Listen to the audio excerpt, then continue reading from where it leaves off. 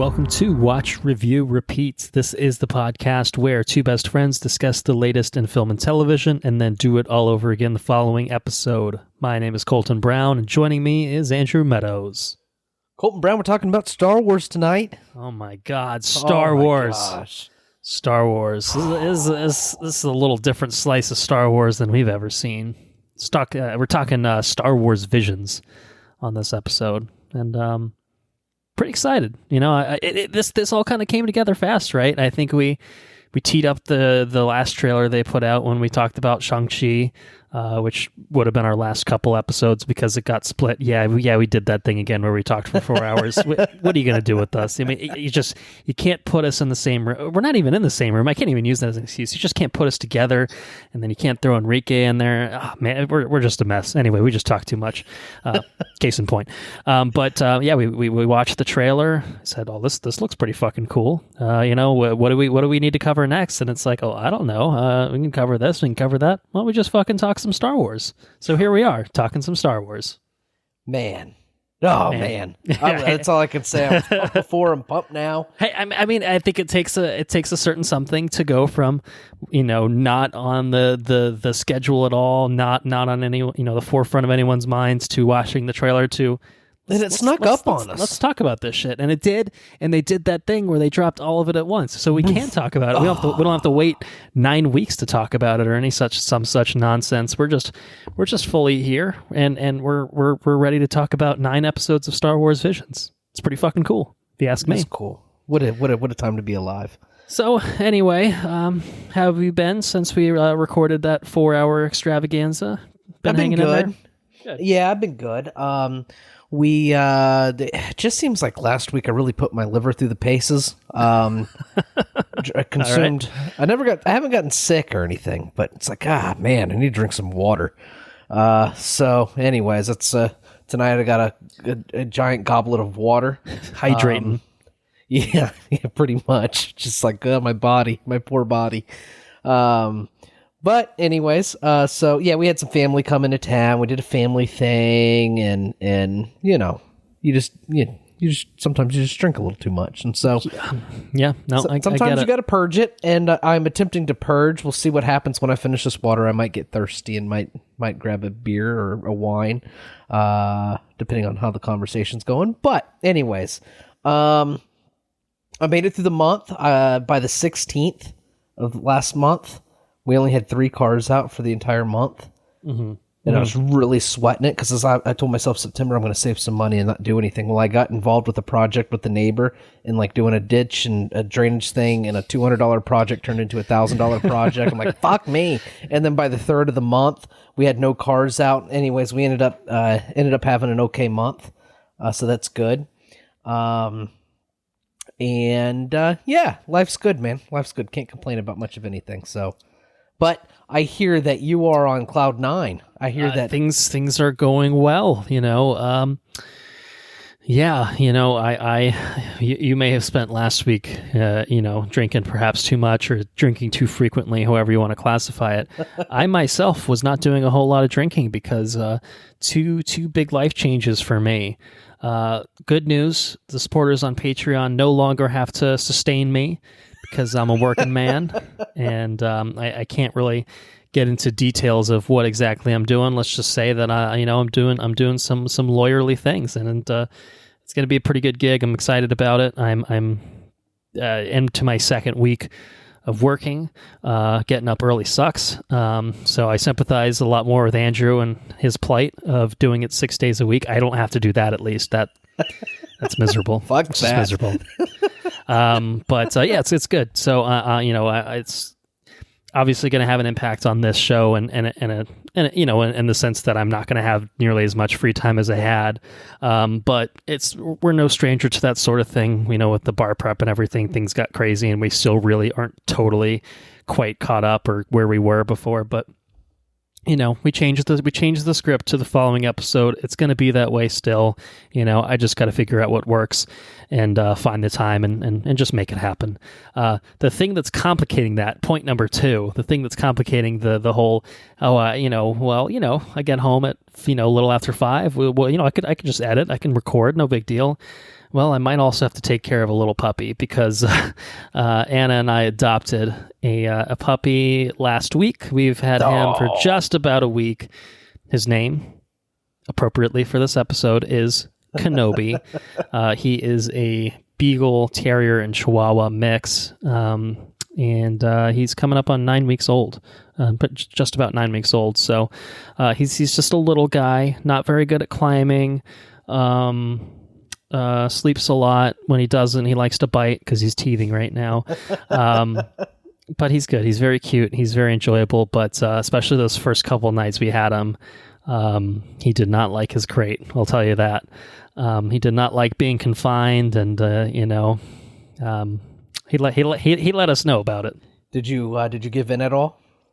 We did the first night or two, just because it was like endless, and we had to do. I felt like we had to do some things. We pulled him out and like comforted him, like, all right, you got to go back in because Mommy and Daddy got to sleep. You know what I mean? But he's been better. We pulled the crate into the bedroom at night, and that seems to help, at least knowing that he's in our vicinity. We haven't just abandoned him to the living room, it's really it's in like the kitchen living room right now.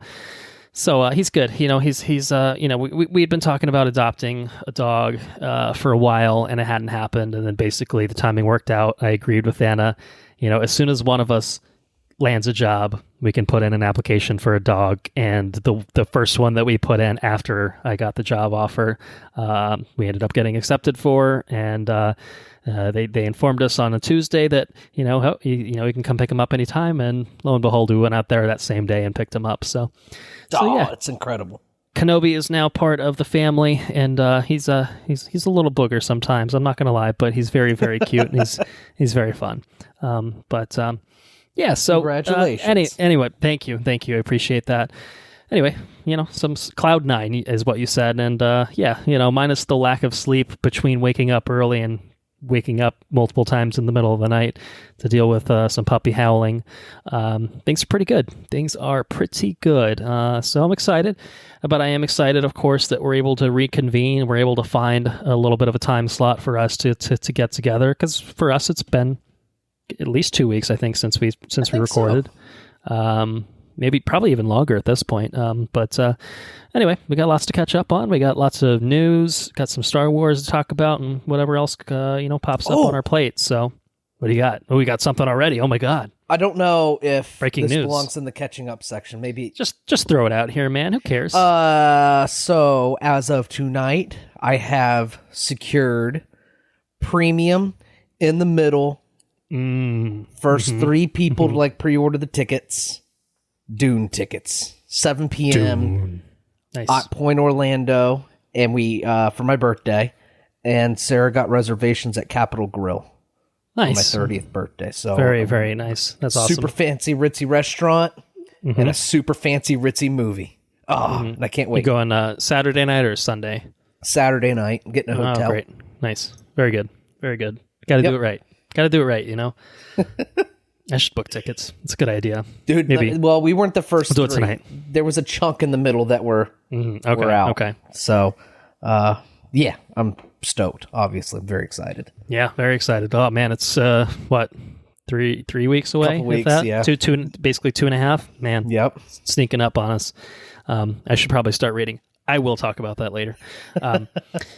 All right, so let's see. Star Wars Visions, I have a very small fun fact to offer up. Nothing too groundbreaking, but just a little bit of information about the show itself. I didn't want to not come with a fun fact. It feels like it would be improper to just not give something at the very least. So here's what I'll say. And kudos to Wikipedia. Fine folks over at Wikipedia, or whoever was editing the Wikipedia, for dropping in a quote. The interesting thing about Star Wars Visions, obviously, for anyone that doesn't know what it is, it's a series of animated short films made by several different Japanese animation studios, and each story is kind of its own thing. It's the way of having this animation studio play with the Star Wars universe in however kind of way they envision. And so the fun fact is, this I think kind of the joy of this particular project is that it is not beholden to regular Star Wars canon. It's not. I think everything basically since Disney has taken over with Star Wars has very much been everything kind of has to slot in. You can't have really things contradicting each other. And I think there's been slight exceptions to that rule, with maybe films overwriting comic books or stuff like that. There's still some sort of precedence in terms of like which ones are really the most important. But we've never really seen anything that's been very explicitly like, yeah, just do whatever you want. It doesn't really matter. Who cares? And so basically, as I think one of the producers of the show talks about, he basically said that in making the Star Wars Visions, they wanted to give creators, quote unquote, a wide creative berth to explore all the imaginative potential of the Star Wars galaxy through the unique lens of anime. And so he said the idea, and I think I basically covered this already. This is their vision, riffing off all the elements of the Star Wars galaxy that inspired them. And to make it unlike anything that we've ever seen before in the Star Wars galaxy. So you have various different things. You have a lot of Japanese culture, I think, getting seeded into the Star Wars universe. You have things set sort of during the original trilogy. You have things set after, before. It's all over the place, but it's still not like, this, it's not like Rogue One. Rogue One is very much a canon story that feeds you right into Star Wars Episode 4, A New Hope, and then, you're good. This is like, hey, let's just have some fun with it. And maybe it comes across as fan fiction-y, I don't know. But I think it's still cool. I mean, it's kind of officially licensed, officially sanctioned fan fiction in a way. So that's my very small fun fact is, hey, it's not canon, but sometimes they just let them go for it, and that's fun too. Just letting these creators just go to town. Like, that's cool. I think to some totally varying levels of success. Yeah, and that's great. People complain a lot about Lucasfilm and their grip on the story, and maybe they're not so great grip on it as we really kind of saw with the Rise of Skywalker, but this is a really, really cool thing to do, is just, hey, Star Wars is a huge license, it's not nothing for these studios to come in and make Star Wars things, so anyway, I thought that was cool. So that's what I got. Hope you enjoyed it. Hope someone enjoyed it. It was very fun. Very fun. It's not gherkins, but what is? I'll tell you what. The first piece of news on this episode is really the funnest of the facts that we're going to have on this episode, without a doubt. Because I thought, we're talking about some animated stuff. Let me throw some animated news in there. There's a piece of news that we'd been sitting on for now close to 2 months by accident. It's another one I meant to put in an earlier episode, and then it just kind of slipped by the wayside. And then, we can't not talk about it, because Idris Elba is going to be in Sonic the Hedgehog 2, and he's going to be playing Knuckles the Echidna. And I mean, what can you say about this? What can you say about this? I don't know if words can capture. Of Jim Carrey to play Dr. Eggman. I mean, it's the same level. It's on that level. Yeah, I agree. Yeah, we'll see. We'll see what happens. I was pretty fond of Sonic.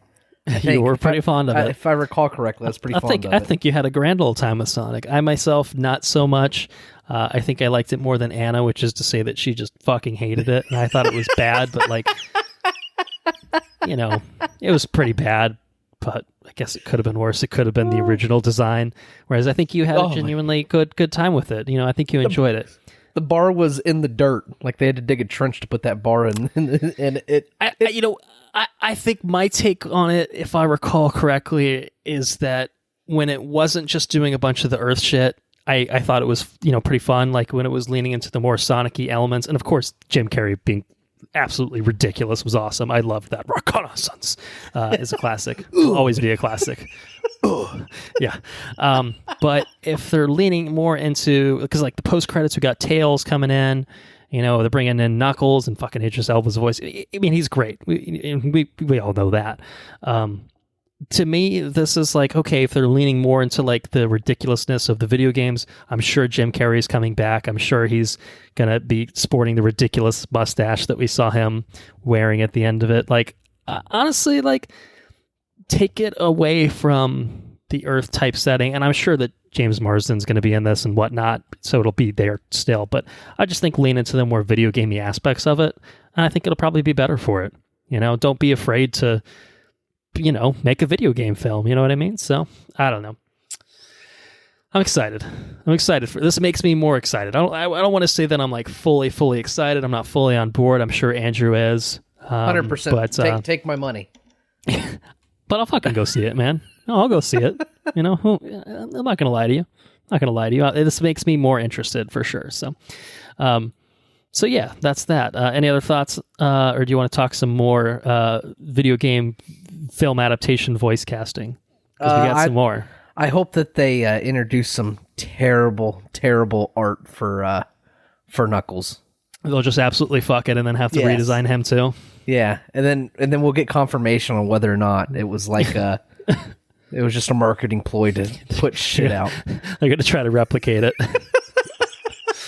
Oh, man. Well, we can move on to other... Hashtag release the fucked up Sonic the Hedgehog cut. Honestly, that would have been a great Blu-ray extra if they had like finished rendering it. Honestly, even if they hadn't, it really wouldn't have made that much of a difference. Even the just final like a version little would still look featurette. awful. Yeah, like a 5-minute. Just show me the bar scene. We had finished. Yeah. Oh, good lord, just pure nightmare fuel. That one, man. Maybe don't do that. Actually, nah, do it. Put it out. I want to watch. I would watch it. I will also watch a Super Mario Brothers animated film. Because we're getting one, and it's coming from the folks over at Universal and Illumination who have worked on the Despicable Me and Minions films most prominently. So that's the studio in charge. Miyamoto, I think he's very hands-on at Nintendo, very hands-on with Mario. Has a very, I think, personal touch with. I think he's probably producing the film and.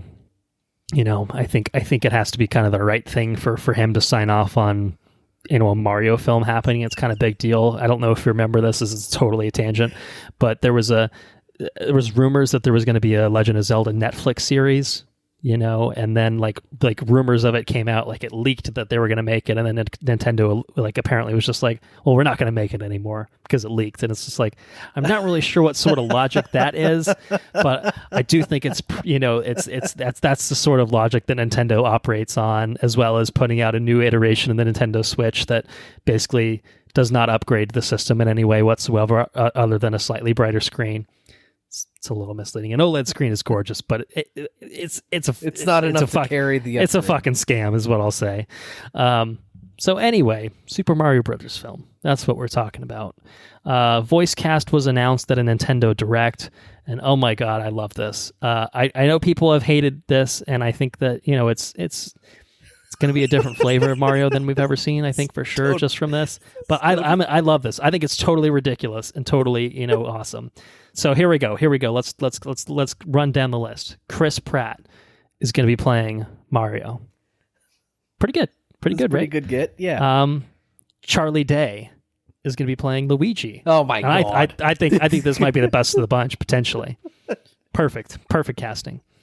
I would hear Chris Pratt say, "It's me, it's Mario." And Charlie Day is Luigi. I don't know what Luigi says. Wow, wow, wow, wow. Who says that? Or is that Yoshi? That's a Yoshi thing, isn't it? Yoshi, yeah, Yoshi does a little bit. Luigi's, he's a scaredy cat. Oh, that's it. Oh, I'm a Luigi. I'm a number 2. I can just hear Charlie Day saying it. It's fucking hysterical. Perfect. Anya-Taylor Joy will play Princess Peach, and apparently it is Anya. I've known her as Anya for the entirety that I've known her existence, but I watched the Emmys, and she was announced multiple times as Anya. So Anya-Taylor Joy will play Princess Peach. Here's another. I don't know. Maybe this one's the best. The supervillain Bowser will be played by Tenacious D's very own Jack Black. Oh, it's going to be so epic. It's going to be so incredibly epic. Oh my god. All right. And then I think the last two big ones. Keegan-Michael Key as Toad. And finally, Seth Rogen as Donkey Kong. Oh my gosh. Oh my gosh. I can't even believe this is a thing. Oh man. My hype for this increased tenfold with this voice cast announcement. It's bonkers and I love it. I love Mario, you know what I mean? Like Mario's great. Who doesn't love Mario? And like obviously, Mario is, it's me, Mario, okay, we get it, the video games will be there for everyone, and this is going to be a different iteration and just a ridiculous Hollywood voiced version of it. Like I don't know, that to me that sounds fun. Maybe it seems like a cash grab, I don't know. Can it be more fun than the original with the Pest and that other dude? Bob Hoskins and John Leguizamo. Yeah. That shit was classic. It is a movie, that's for sure. Yeah.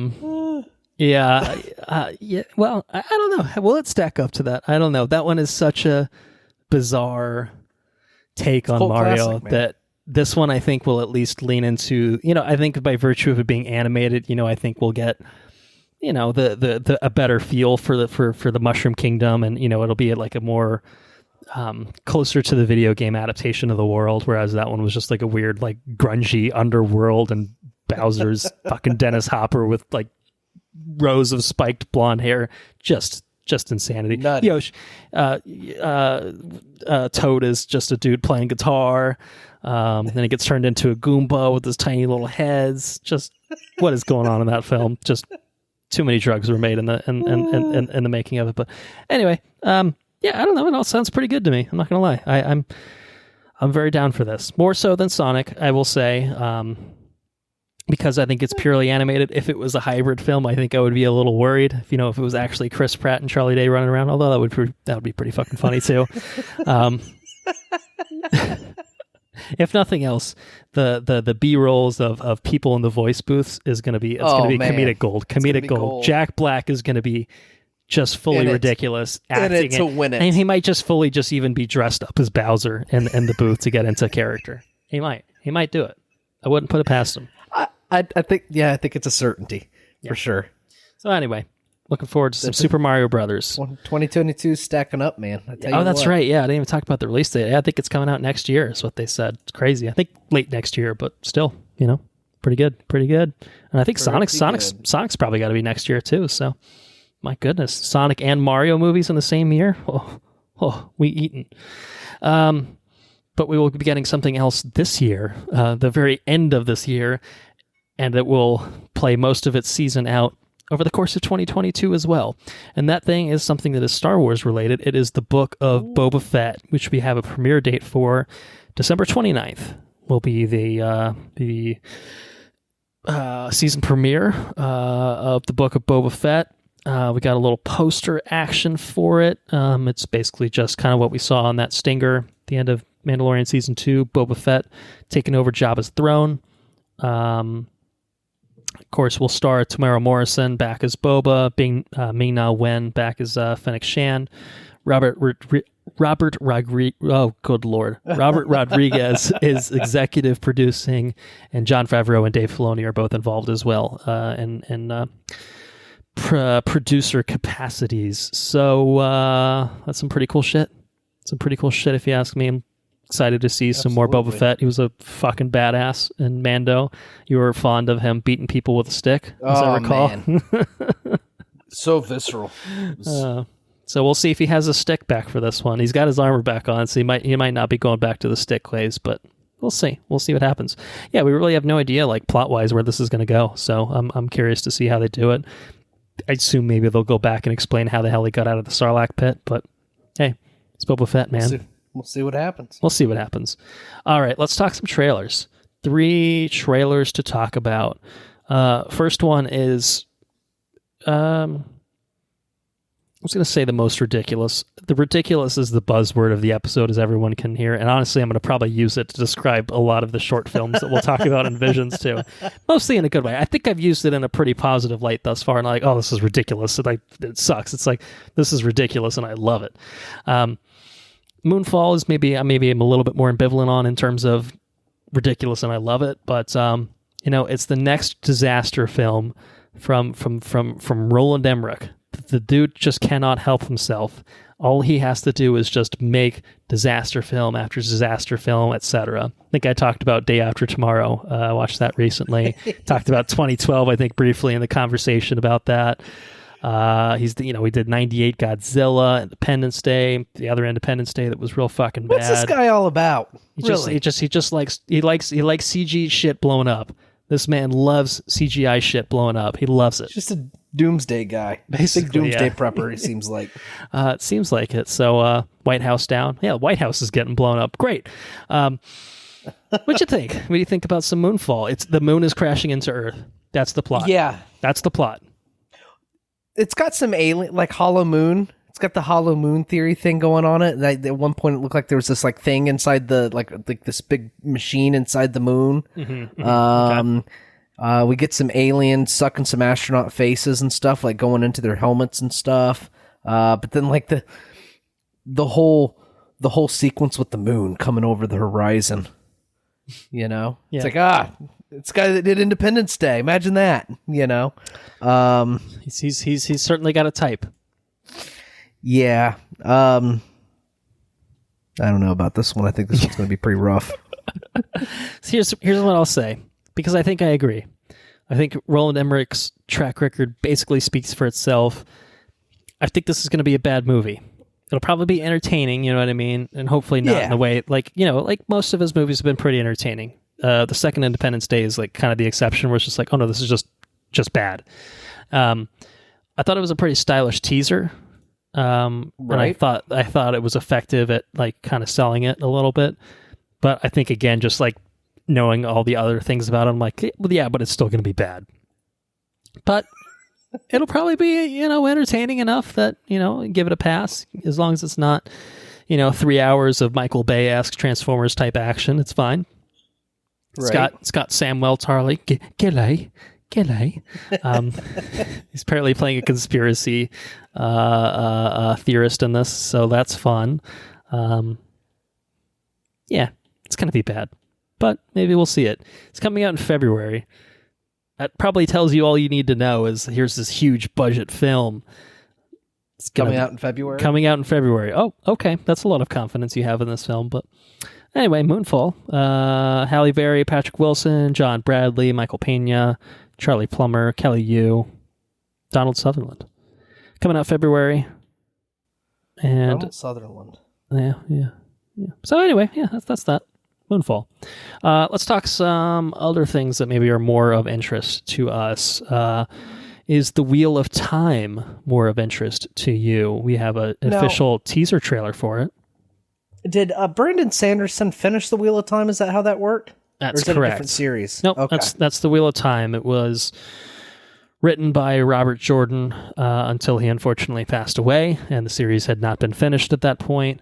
And I believe his family basically reached out to Sanderson, who agreed to finish up the series from notes and what had been written at that point. So I think he was supposed to do 2 to finish it out, and there ended up being a lot of territory to cover, so he did 3. So it's 14 books in total, The Wheel of Time. It's a pretty extensive series. I know my brothers have both read it in its entirety, and I think they're big fans. My general, from what I understand, it's pretty good. It doesn't need to be as long as it is. It drags a bit here and there. Of course, 14 books, that's a lot of shit to get through, and none of them are short, I don't think. So, it's a pretty epic fantasy, pretty epic as far as epic fantasy goes anyway. So that's kind of my general vague understanding of the Wheel of Time as someone that has absolutely not read a single word of it. So, I don't know. All I have to go off of is this teaser trailer and praise for the series, but, I don't know. Looks intriguing, for sure.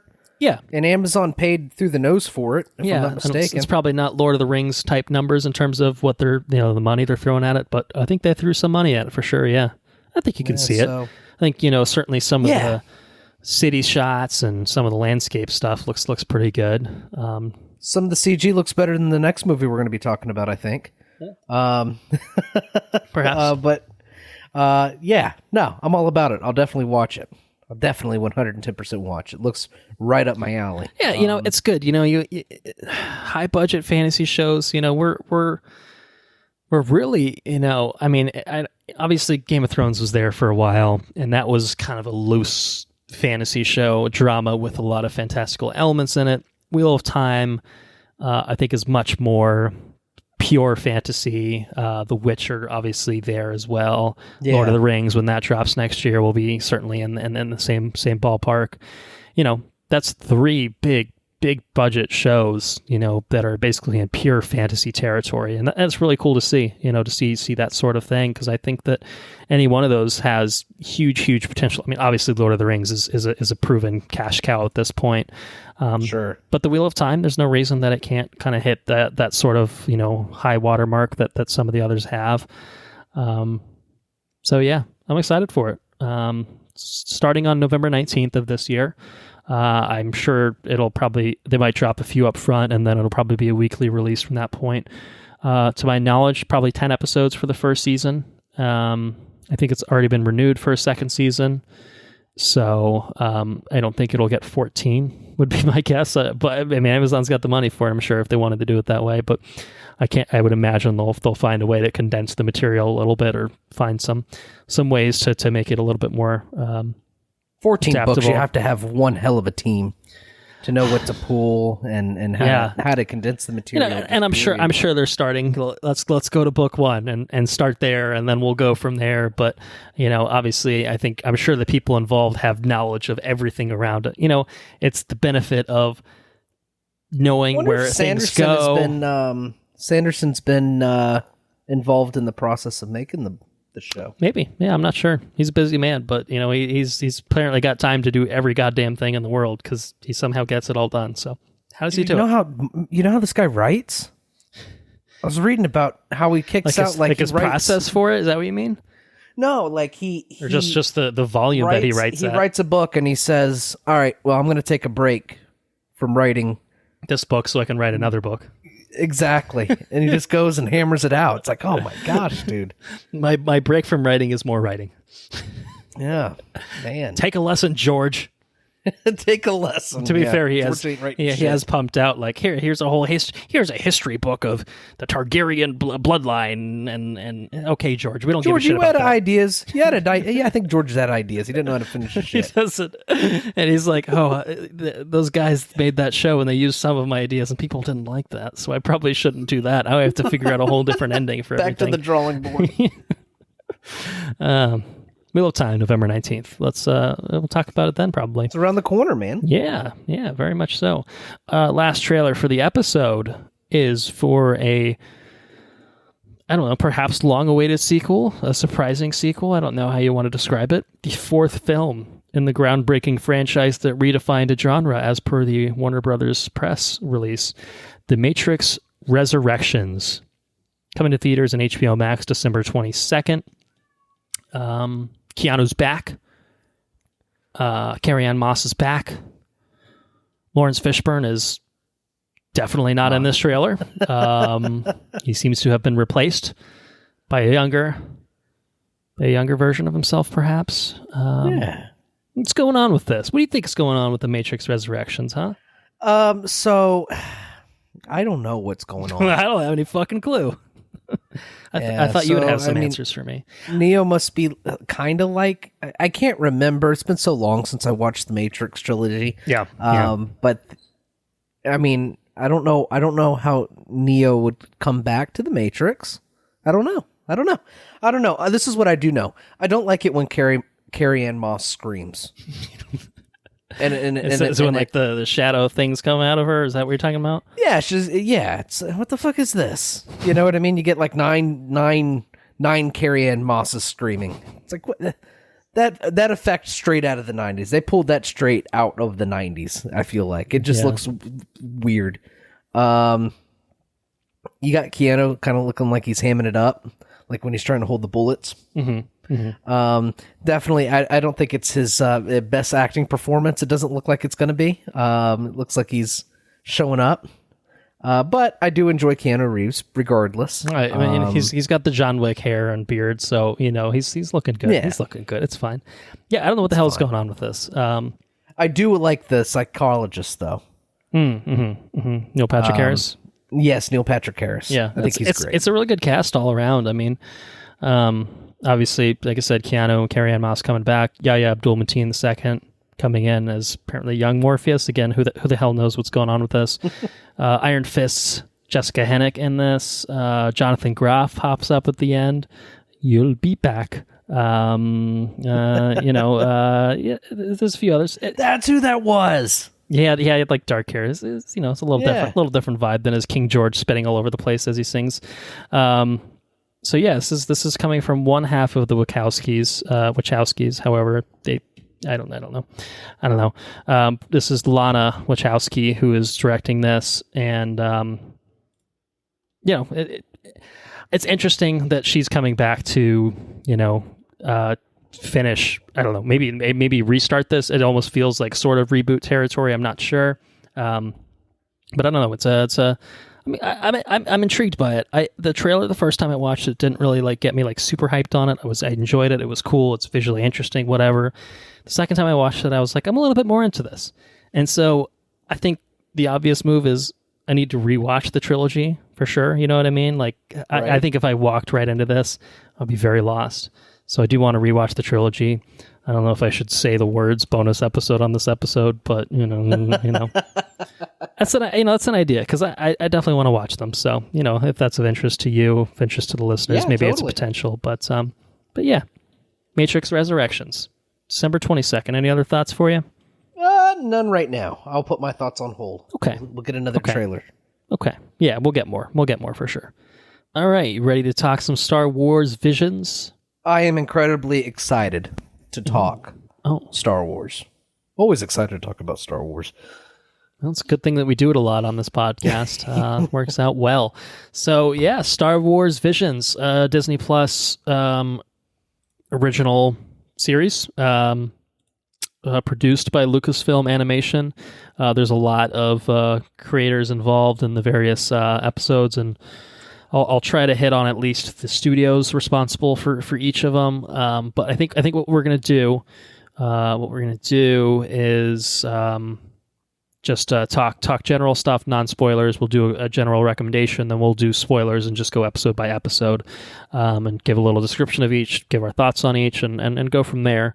I think I've adequately covered this territory at this point, but Star Wars Visions, it's a collection of animated short films presented, quote-unquote, through the lens of the world's best anime creators that offers a new, diverse perspective on Star Wars. So that's kind of the gist. Each episode is its own thing, standalone thing, gives it a little spin, on the Star Wars universe, and yeah, some cool shit, man. We'll talk about some cool shit. So, just general thoughts on Star Wars Visions. How did you enjoy it? What are your thoughts on it? So, completely unique for Star Wars, right? If there was anything definitely like this before, I'm not aware of it. I don't know if there's Star Wars mangas and stuff like that. Seems like it'd be a pretty cool get, and if there were, there might be. But if there was anything like this prior, then I obviously didn't know about it. It was just so ripe for something like this too. You got a universe that largely, is so isolated, tells such an isolated story in what should be an entire universe worth of things. You know what I mean? And we never really get a whole lot outside of that. You may have got it in the extended universe, with all the books and stuff, but what we have now, what's designated as canon right now, it's pretty limited in scope. And so to have something like this, it does wonders for the IP. I think it just makes it much more colorful and much more I don't know, it's just enjoyable, that you can take Star Wars content, and if you don't like the stories, or if you don't lend yourself to cartoons, well, you don't have to watch the cartoons. If you're into cartoons, or if you're into anime or whatever, there's something here. I think voice cast is spectacular. I think that I think when I'm sitting here looking at the vignettes and what I recall my favorite episodes to be, I think I prefer a certain type of animation style. I just identify with certain episodes and they all seem to look similar. So I think I'm predisposed to a certain kind of animation. But that doesn't take away from any of the stories. If I wasn't hooked on the type of animation or, that particular, I don't know, if I didn't, there's one episode or there's two episodes in particular that I could take or leave. But even still, I was intrigued by the characters within them. You know what I mean? To keep going. So it's the when I say this is the one that I like least, it's pretty much just on the basis that I think there's stronger episodes. It doesn't mean that episode's weak. Because I don't think that there's a weak one in the bunch. I think there's something there to be liked or something that's a story worth telling. The score is fucking excellent. The animation on the episodes that I really like, I thought the animation was absolutely incredible. I mean, I'd watch 2.5 hour movies on probably the vast majority of these shows or these episodes. These characters that are involved in them. And my one gripe is that we weren't given 1.5 hour episodes. I really would have enjoyed an 1.5 hour episode on some of them.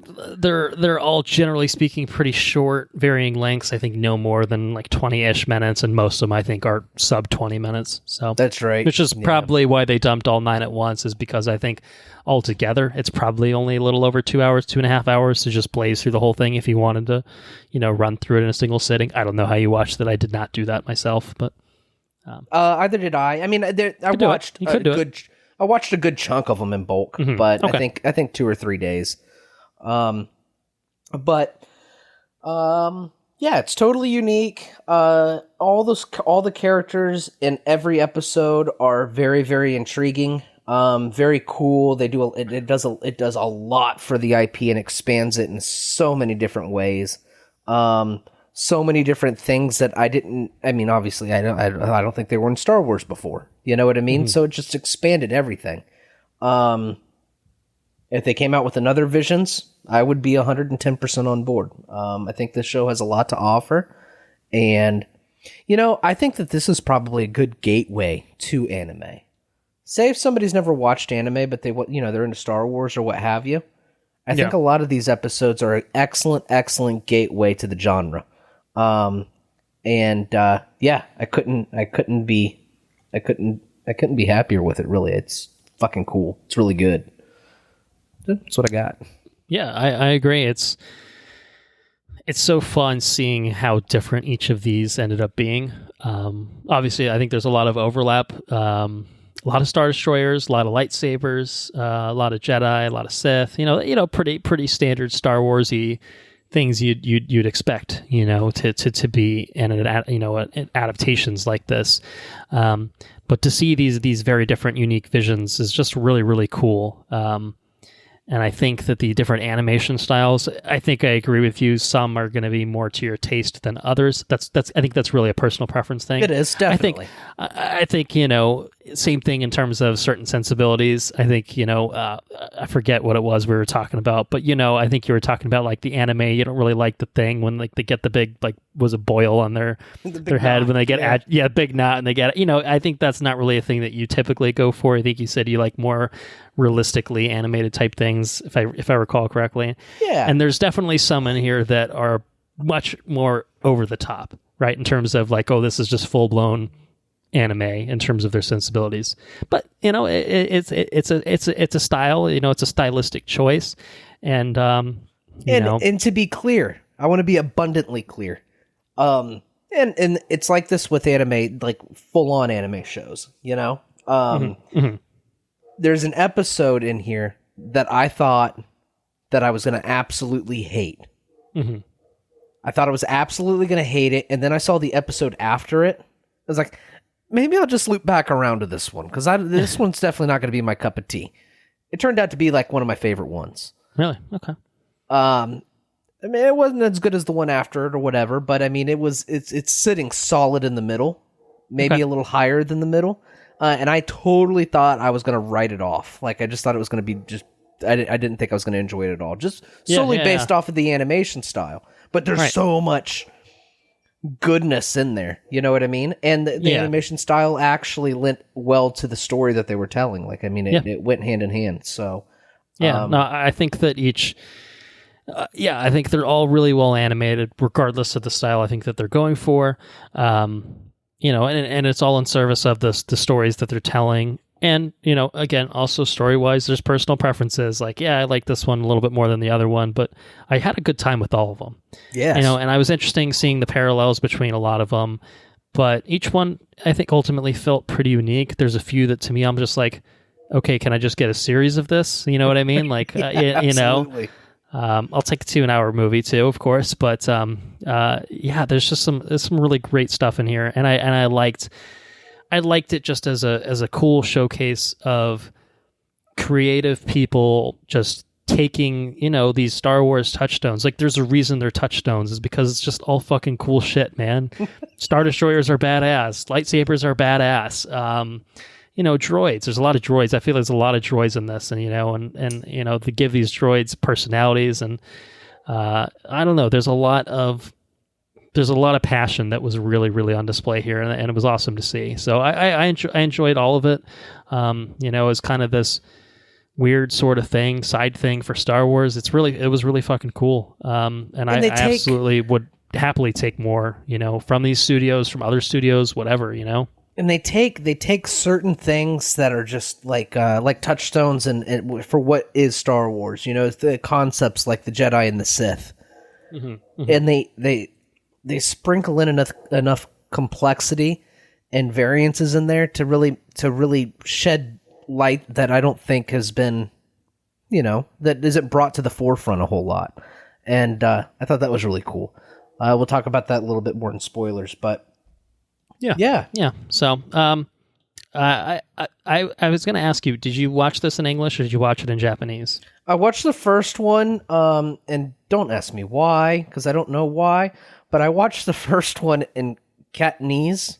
It was like the first language option. It's like, I see. Okay. Maybe the first language option is the one that they intend, like the one that they, you know, is the OG stuff. What I will say is it's not super intuitive to just put it in Japanese. I thought that it would, you know, like I think HBO Max, like if you watch like a Studio Ghibli movie, it's like, I think it defaults to English, but then if you like hit pause, it just gives you a Japanese with English subtitles option, like right off the bat. Like it knows like this is a Japanese movie with English subtitles, or you can watch the English dub of it. You know, like you have two kind of options. Here, obviously, this show is dubbed into many different languages, including, of course, Cantonese, as Andrew has learned. You know, it's not super easy. You have to scroll to Japanese and then put the English closed captioning subtitles on. Like, obviously, it defaults to English, but, you know, it's not super easy to watch it and the language that it was created in. So you watched episode 1 in Cantonese. What did you do for the subsequent episodes? English. You just did English. Okay. Yeah. Okay. So. I watched them all in Japanese. Funnily enough, and you know, I was part of the way through the series, and then I watched the latest episode of What If, and it still had the same language settings, and so the intro starts and the watcher's speaking in Japanese, and I'm like, what's going on here? Is this part of the episode? How'd the watcher sound in Japanese? He wasn't saying time, space, time, you know, it's just space. You know. It's good. It was pretty funny. Changed it back. But yeah, I watched it all the way through in Japanese. I was just curious. You know, I usually tend to enjoy my anime in the native language, typically with subtitles. Too. Yeah, I gave it a shot, and then I got Cantonese. I'm like, It just doesn't sound right. Something about this that doesn't seem right. Yeah. And it's a real big pain in the ass on the Apple remote because the Apple remote's just trash anyways. And I kept trying to go up and change the language. I'm like, fuck it, I'm just gonna set it to English and write it out. I can't do this. Yeah. I mean, it's an impressive English voice cast. I would be curious to revisit it at some point. Certainly some of the ones that I enjoyed more. I would probably watch all of them again, honestly, at some point. But I would be curious to do the comparison, the Japanese to English at some point. But anyway, we got two perspectives. We got me watching it in Japanese, got Andrew watching it in Cantonese and English. So, it's great. It's really, really cool. I really enjoyed it. So why don't we just do a quick recommendation and then we can dive into each of these episodes. Would you say that on the whole, it's a very yes show, totally fine? Oh, it's a very yes show. Very yes show for me. Yeah. Yeah, I agree. Lot to offer. And I think you mentioned it as kind of like a gateway point. You like Star Wars, you're not a big anime fan. I think at least some of these are going to offer something to you, and looking online at the discourse online, I think that, some of these episodes, I think that a lot of people are agreeing like, oh, this was great. But then I think there's some, divide on like the rest of them where it's just like, I really, really like this one. I was like, yeah, I thought it was fine. And I didn't really like that one. Like, oh man, that was my favorite. Like, it really seems like each of these kind of just is going to sing to you in different ways, I think, almost. So I think for the most part, they all sang to me. I really, really enjoyed the lot of them. But yeah, I think it's a very yes show. It's just really, really well made. Each of these, just like I said, I think it's clear the passion that went into, and all of them. The creativity, the vision that went into all of them. It's good stuff. I really, really enjoyed it. So I would recommend it as well. There's, like I said, at the top of the episode, there's a reason. Saw the trailer, and we're doing an episode on it right now. So yeah, you ready to sink your teeth into some of these episodes? Yeah, let's do it. All right, full spoilers for Star Wars Visions, all 9 episodes. So we'll start with The Duel, episode 1. This was animated by Kamikaze Douga, a Japanese studio, written by Takashi Okazaki, directed by Takanobu Mizuno. So this is the Ronin. The Ronins go into this village and fighting off some bandits. Strong start, in my opinion. Would you agree? Oh, yeah. Without a doubt, strong start. This is a top-tier episode, I think. They knew what they were doing, putting this as number 1. Like, this they really set the pace fast, man. I've got it going here in the background while we're talking about it. Nice. Monochromatic, like a sketchbook. I love the animation style on this. I think it's so cool. It reminds me of that. Remember that Wii game, Mad World? It kind of has that sort of aesthetic to it. There's a splash of color here and there. It's all the lightsabers. Every light, every blaster beam, anything that like emits light has a color. Okay. But everything else is monochromatic, and it's fabulous. The Ronin is a complete badass, and the Sith, she's got that mask. And she hops out there with the umbrella. Oh, man. The umbrella lightsaber thing. Yes. So cool. So incredibly cool. It's a lot of crazy lightsaber modifications in this show. Yeah, Not just this episode in particular. But like it just expands on existing stuff, right? Because the Inquisitors had the spinning lightsabers in Star Wars Rebels. That's true. Yeah. So this is just like to the umpteenth level. You know what I mean? I'm gonna it's fucking cool. It's real cool. It's fucking cool.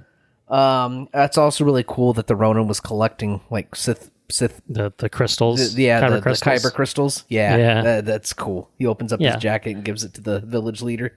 Yeah, this is like classic Japanese, I guess Ronin, is pretty classic samurai stuff for like Japanese culture, but it's fucking cool. We get some Seven Samurai vibes and stuff like that. And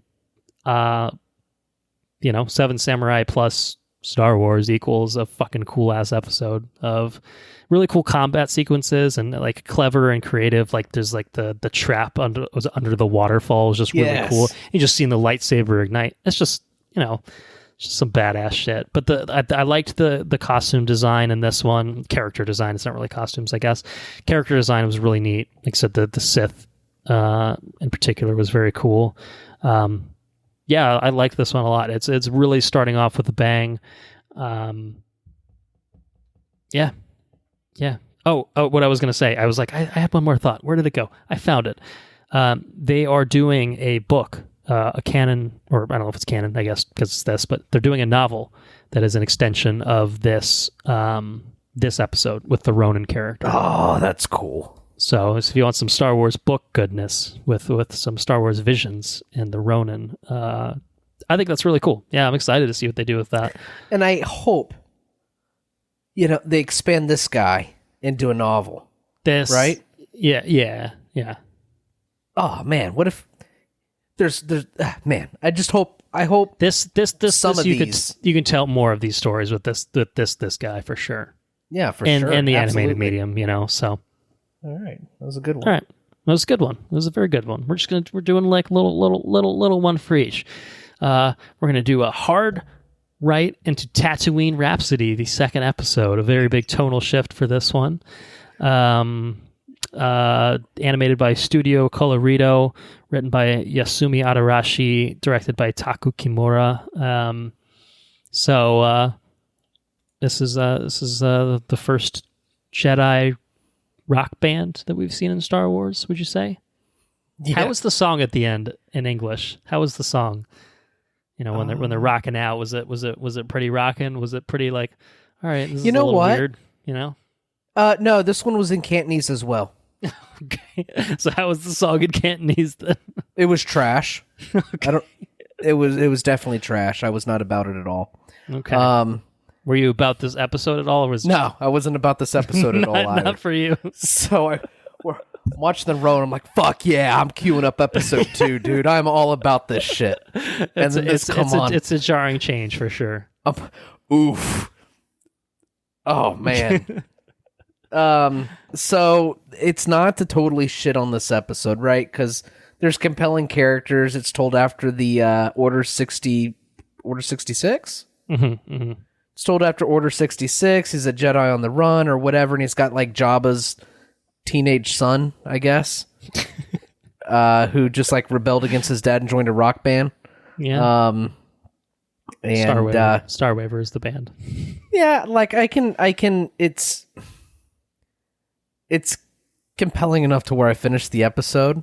I did shut Star Wars Visions off for the night, and I didn't watch the next. Yeah, I didn't watch the next one right after. On that note, I'm going to get some sleep now. Exactly, that's exactly what happened. I'm going to go listen to my book.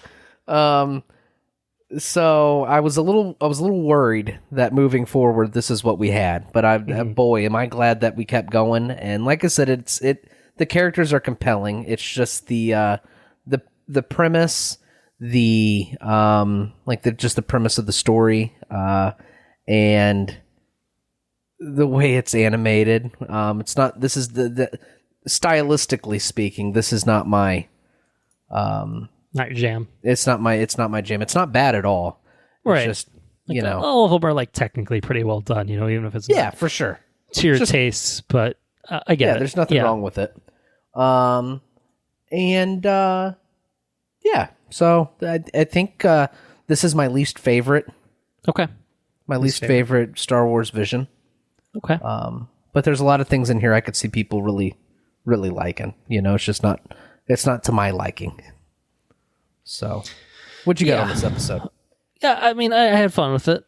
I think this is like the silliest of the bunch. It's very much not like the others. I think all the other ones are, generally speaking, some riff on Jedi, using a lightsaber and blah blah blah. I don't know, maybe he uses a lightsaber at this point, but I feel like he just plays the music at the end and wins over Jabba, and Boba Fett's bobbing his head too. At the pod race. At the fucking pod races. It's like, oh man, you got to really drive it in there, don't you? It's pretty ridiculous, right? I don't know. I enjoyed it, but not obviously in the same way that I enjoyed the first one. Like the first one was like, oh, this is so cool. This one I'm just like, what the hell is happening? Like, I don't hate this. I don't really like it either. I don't love it, certainly, but it's, I had fun with it. I thought it was fine. I'm running through the list and I'm like, is this my least favorite too? I think it's one of my least favorites, if not right there for sure. So yeah, it's a different vibe for sure. You know what? It may be to other people's tastes more than it is to ours. It's not as much about the badass shit that some of these other ones are. I think that's for sure. It's definitely going for something different. And it certainly went for it. So that's your vision. That's your vision, and that's cool, man. That's their vision. So good for them. Tatooine Rhapsody. All right, episode 3, The Twins. Studio Trigger, written by Hiromi Wakabayashi, directed by Hiroyuki Imaishi. I think this might be the most ridiculous one. Would you agree with that? Yeah. So most over the top for sure. I mean, it's way the fuck out. Yelling at the top of your lungs at each other, breathing in space without helmets and masks and shit. Just ridiculous. So giant lightsabers. This one right here, I might have this one I'm on the fence about. I get it. I get that. Stylistically, it's very cool. It's very colorful. The technologies and stuff is cool, like infusing the kyber crystal into a power suit, and everything else is really cool. Twins genetically modified by the dark side. That's cool. This ridiculous twin Star Destroyer thing for whatever reason. That's cool. Yeah. Stylistically, it's totally awesome, right? Lightsaber a lot of whips. Style. And it's a compelling story. It's very cool. Also, the sequence I have up here is when he redirects all the rockets from the ATSTs. The chicken walk. Oh man, that's really cool. Where I really start to have a problem with this is where I don't have to have a helmet in space. I'm going to stand on the nose of my fucking X-Wing and let it go into hyperspace while I'm on the nose. I'm going to... That totally detracted me. Like when he came out of the ship and everything's fine, he continues to do what he's doing. It's like, no. It pulled me off of it, because up until that point, I was all about it. I was like, oh, that shit's pretty cool, But I got pretty distracted at the end. So not to say that this one offers a lot of cool stuff. It just got really wild at the end, and I would, in my opinion, to its detriment. Like I thought it was really cool. So yeah, no, I agree. I think it went off the deep end a little bit. But I like a lot of the ideas that it played with. Like you said, the two Star Destroyers. Okay, fine, makes giant lightsaber thing, I think, or something like that. I don't even know. Yeah, she had like tentacle whips, like lightsaber whips. Yeah, she's got that going on. I like these. The idea of these twins and one going good and one being bad. Like having ridiculous fights and kyber crystal powered suits. Like it's all. It feels very more. It feels more like just regular anime, but with like just general Star Wars concepts. Like this one, I think a lot of these feel like they could fit in the Star Wars universe. I know I talked at the top, like these aren't canon, so they can do whatever they want. I think most of them honestly would fit right in. Like obviously, like talking about like the duel with Ronan. Like you just have a very Japanese inspired planet, and you have a Jedi who just has some samurai type aesthetic. Like, fine, it fits in. It's not a big deal. Like, more or less fits in. A lot of the other ones, obviously, Tatooine Rhapsody is kind of a silly one, but the world itself is basically Star Wars. That's it. And the other ones, I think, are kind of the same way. So obviously some Japanese inspired character designs and stuff like that. But this one is full on like, no. Like, we're doing our anime, but we're also doing a little bit of Star Wars in there. Like, the balance is very different in it. This is definitely not a canon episode. You know what I mean? So, I enjoyed it for the spectacle of it. I think it was a little melodramatic. It got into a little too anime territory of characters again yelling at each other at the top of their lungs for no apparent reason. It's like I don't really know either of these characters well enough for me to be like, oh my god, this drama. And I'm just like, oh my god, they're just yelling at each other in loud noises. But I had fun with it. You know what I mean? Like, it's not my favorite. This one is the most anime. It's the most anime, without a doubt. Yeah. But it's entertaining. I think this one could be polarizing because I know Anna she was not a fan of this one. When I was just like, I don't know, this is ridiculous, of course, but I had fun with it. It pulled me way out. But they had that super powered lightsaber at the end. That was pretty cool. He split the ship, but then for some reason he doesn't cut her in fucking half. Which I don't quite understand. Yeah, there's a few inconsistent, I think, like uses of lightsabers where they don't really seem to function as lightsabers typically do. But hey, man, it's not canon. Do whatever you want. It's fine. Yeah, lightsabers, it's just a light chop. A light chop. I don't know. I enjoyed it, but I think after this, for me, marks a transition into getting in some real good shit for Star Wars Visions, in my assessment. But we'll see if you agree. Ready to talk about episode 4, The Village Bride? Yes. All right. Kinema Citrus is the animation studio, written by Takahito Unishi and Hitoshi Haga, directed by Hitoshi Haga. Village Bride. What's going on here? Oh, there's a Jedi. She's wearing a mask. She's going to this remote planet, and the separatist droids and bandits are going to take the Village Bride away in place of the old chief. And maybe the Jedi's going to intervene. Maybe. No, she does. She definitely does. I thought this might be one of my favorites. How about you? Yeah, no, we got the same sensibilities. Okay. This one brought me to a tear. Just one lonesome tear. Yeah, one lonesome tear. It was a very, very compelling story. And the cool thing about this one didn't hardly have any badass shit up until the very end. When it popped off in a massive way.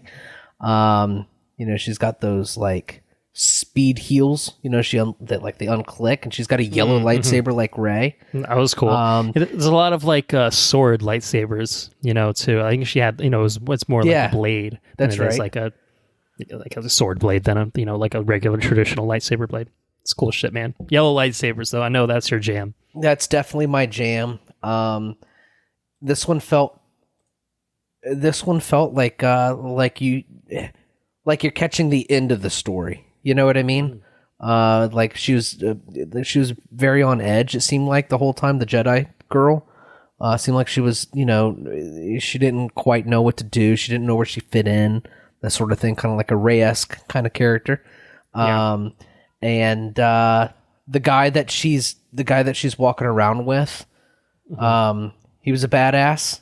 He kind of just was wanting her to intervene, but let her grow in her own way. Threw that fucking helmet down there and blasted off and blew the whole ship up. Yeah. That was some good shit.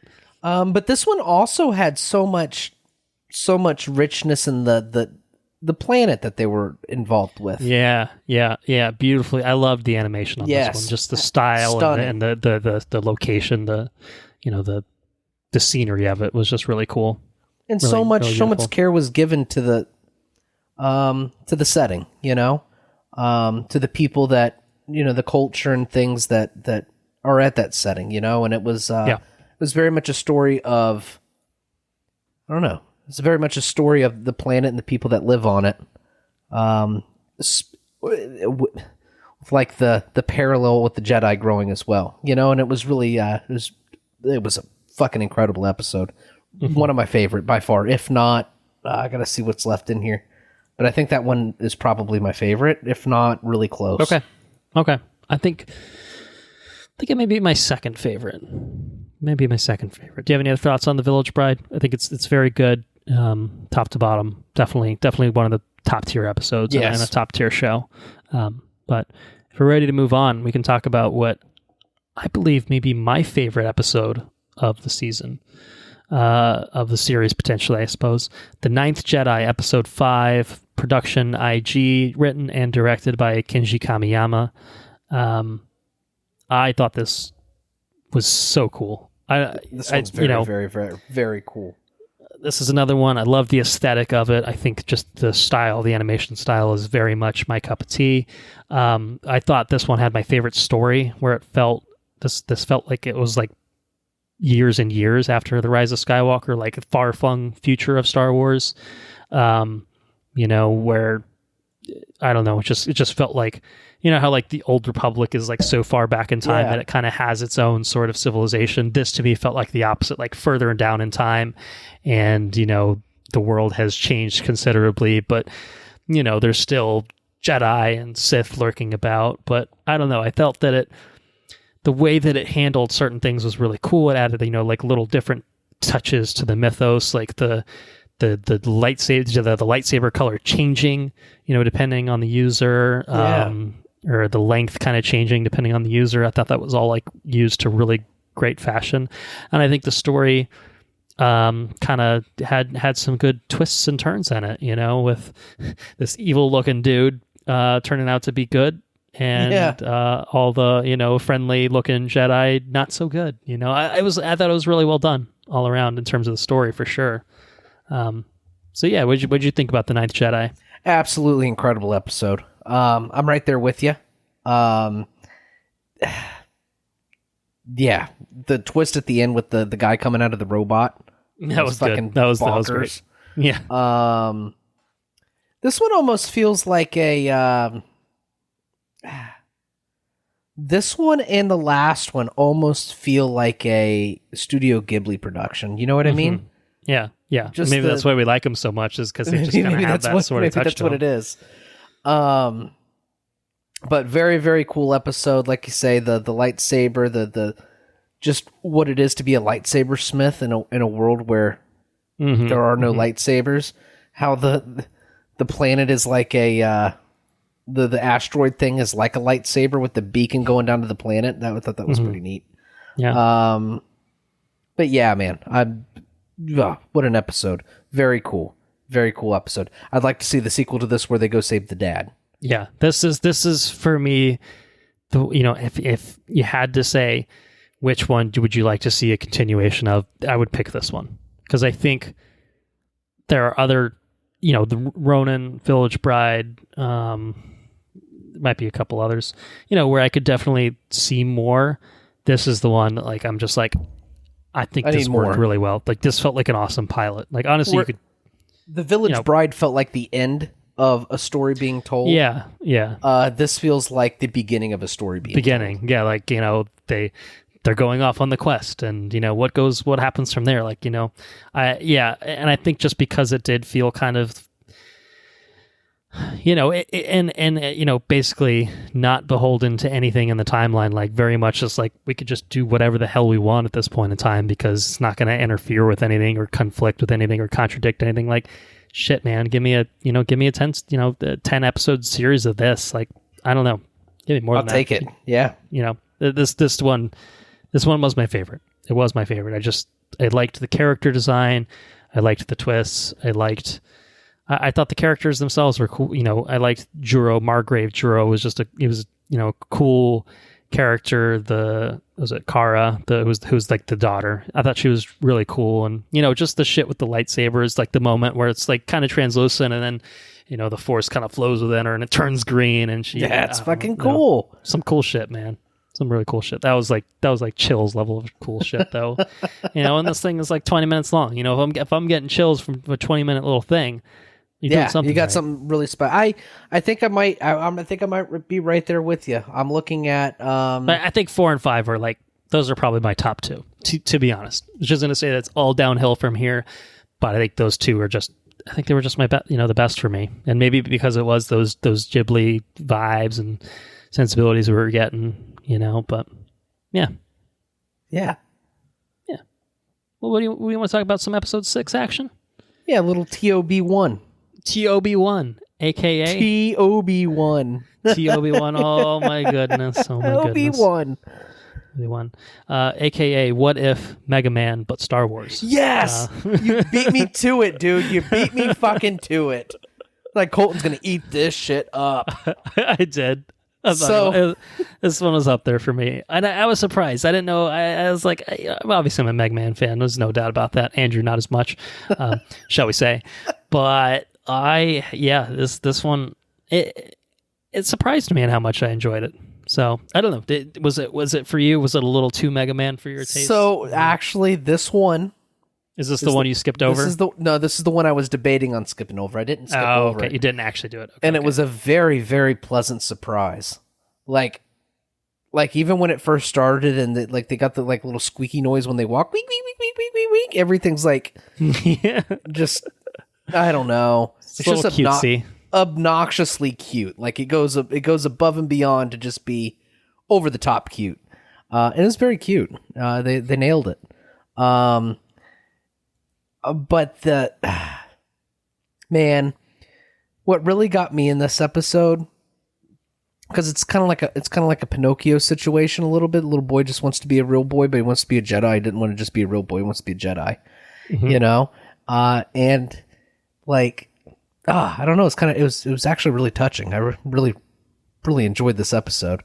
You know, he spends all this time trying to be something, you know, and then his master dies, and then he writes all of that off. He writes all of that off to continue the Doctor's dream of bringing life to the planet, and he does it. Oh, it's fucking excellent. And then at the end, he becomes fucking Mega Man, dude. He channels the Force, and he beats that badass looking Sith guy. Yeah. And it was excellent. It was so good. So good.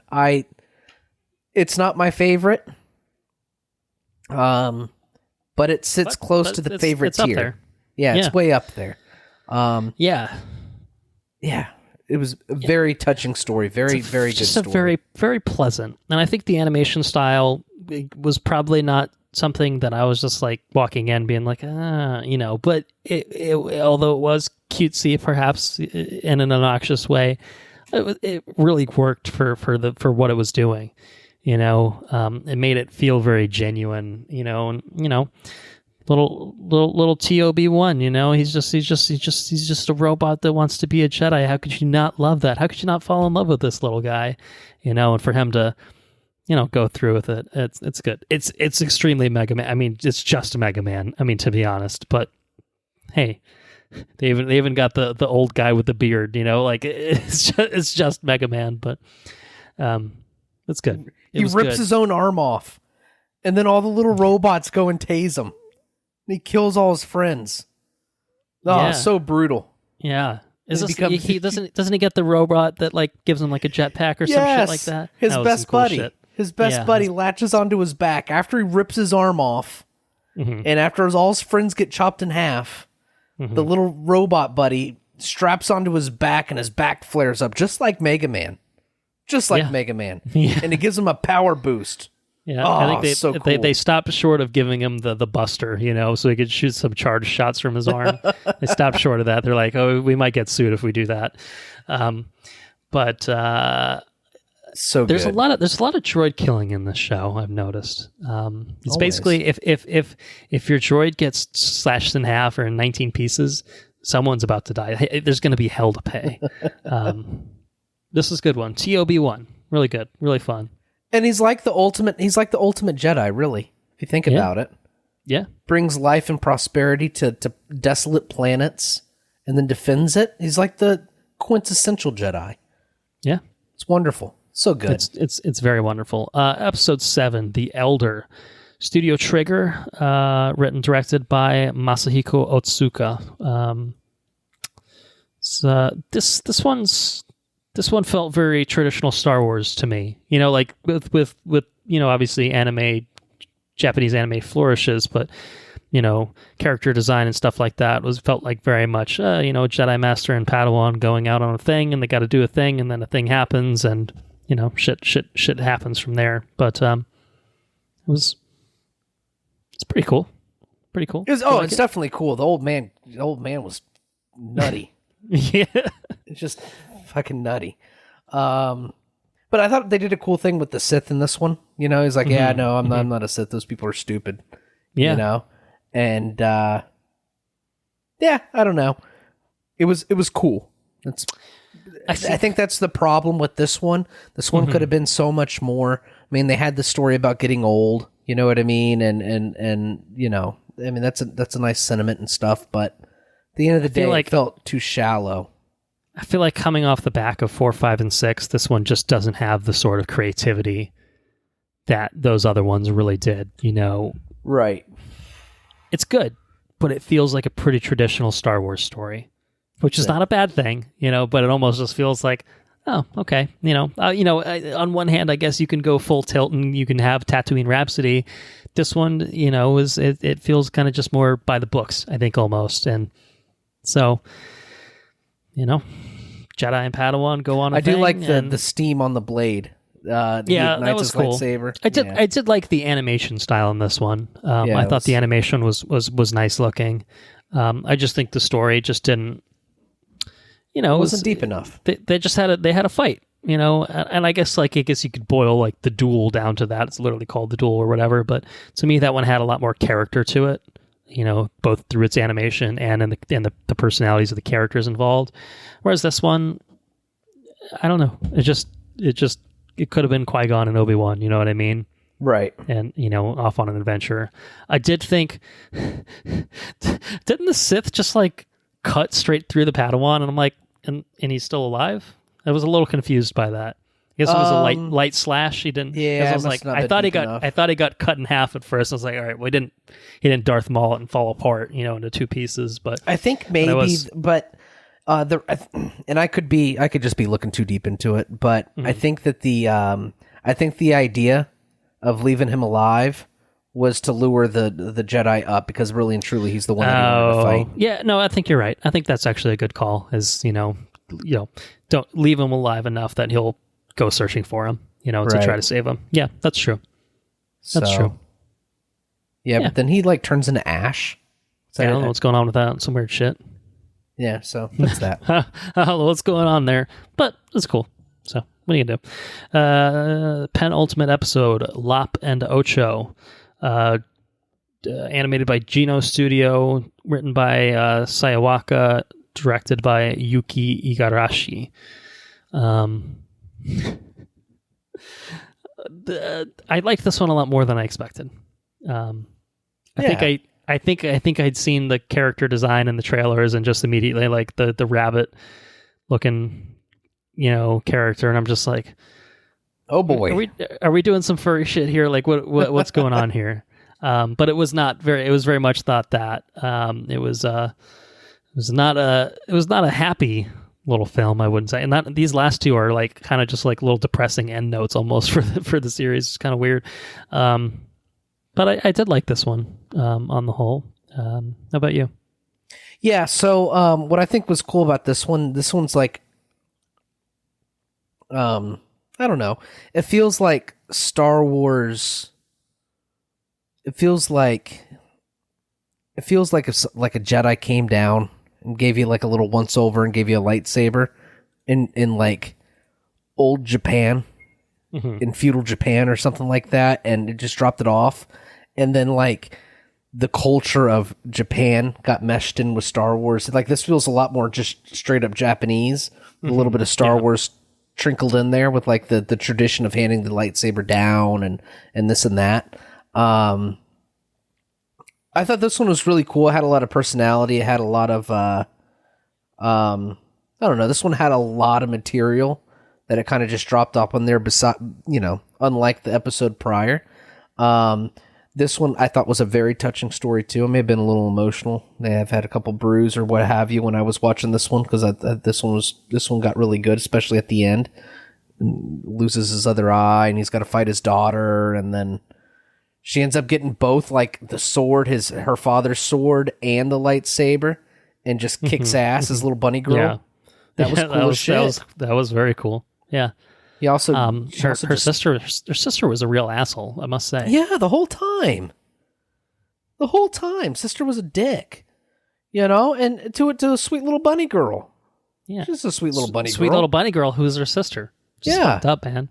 But she she leaves her visor, her power visor, her Dragon Ball Z thing. It's got a little carrot on the side of it. I don't know if you noticed that or not. I didn't. It's a cute little touch.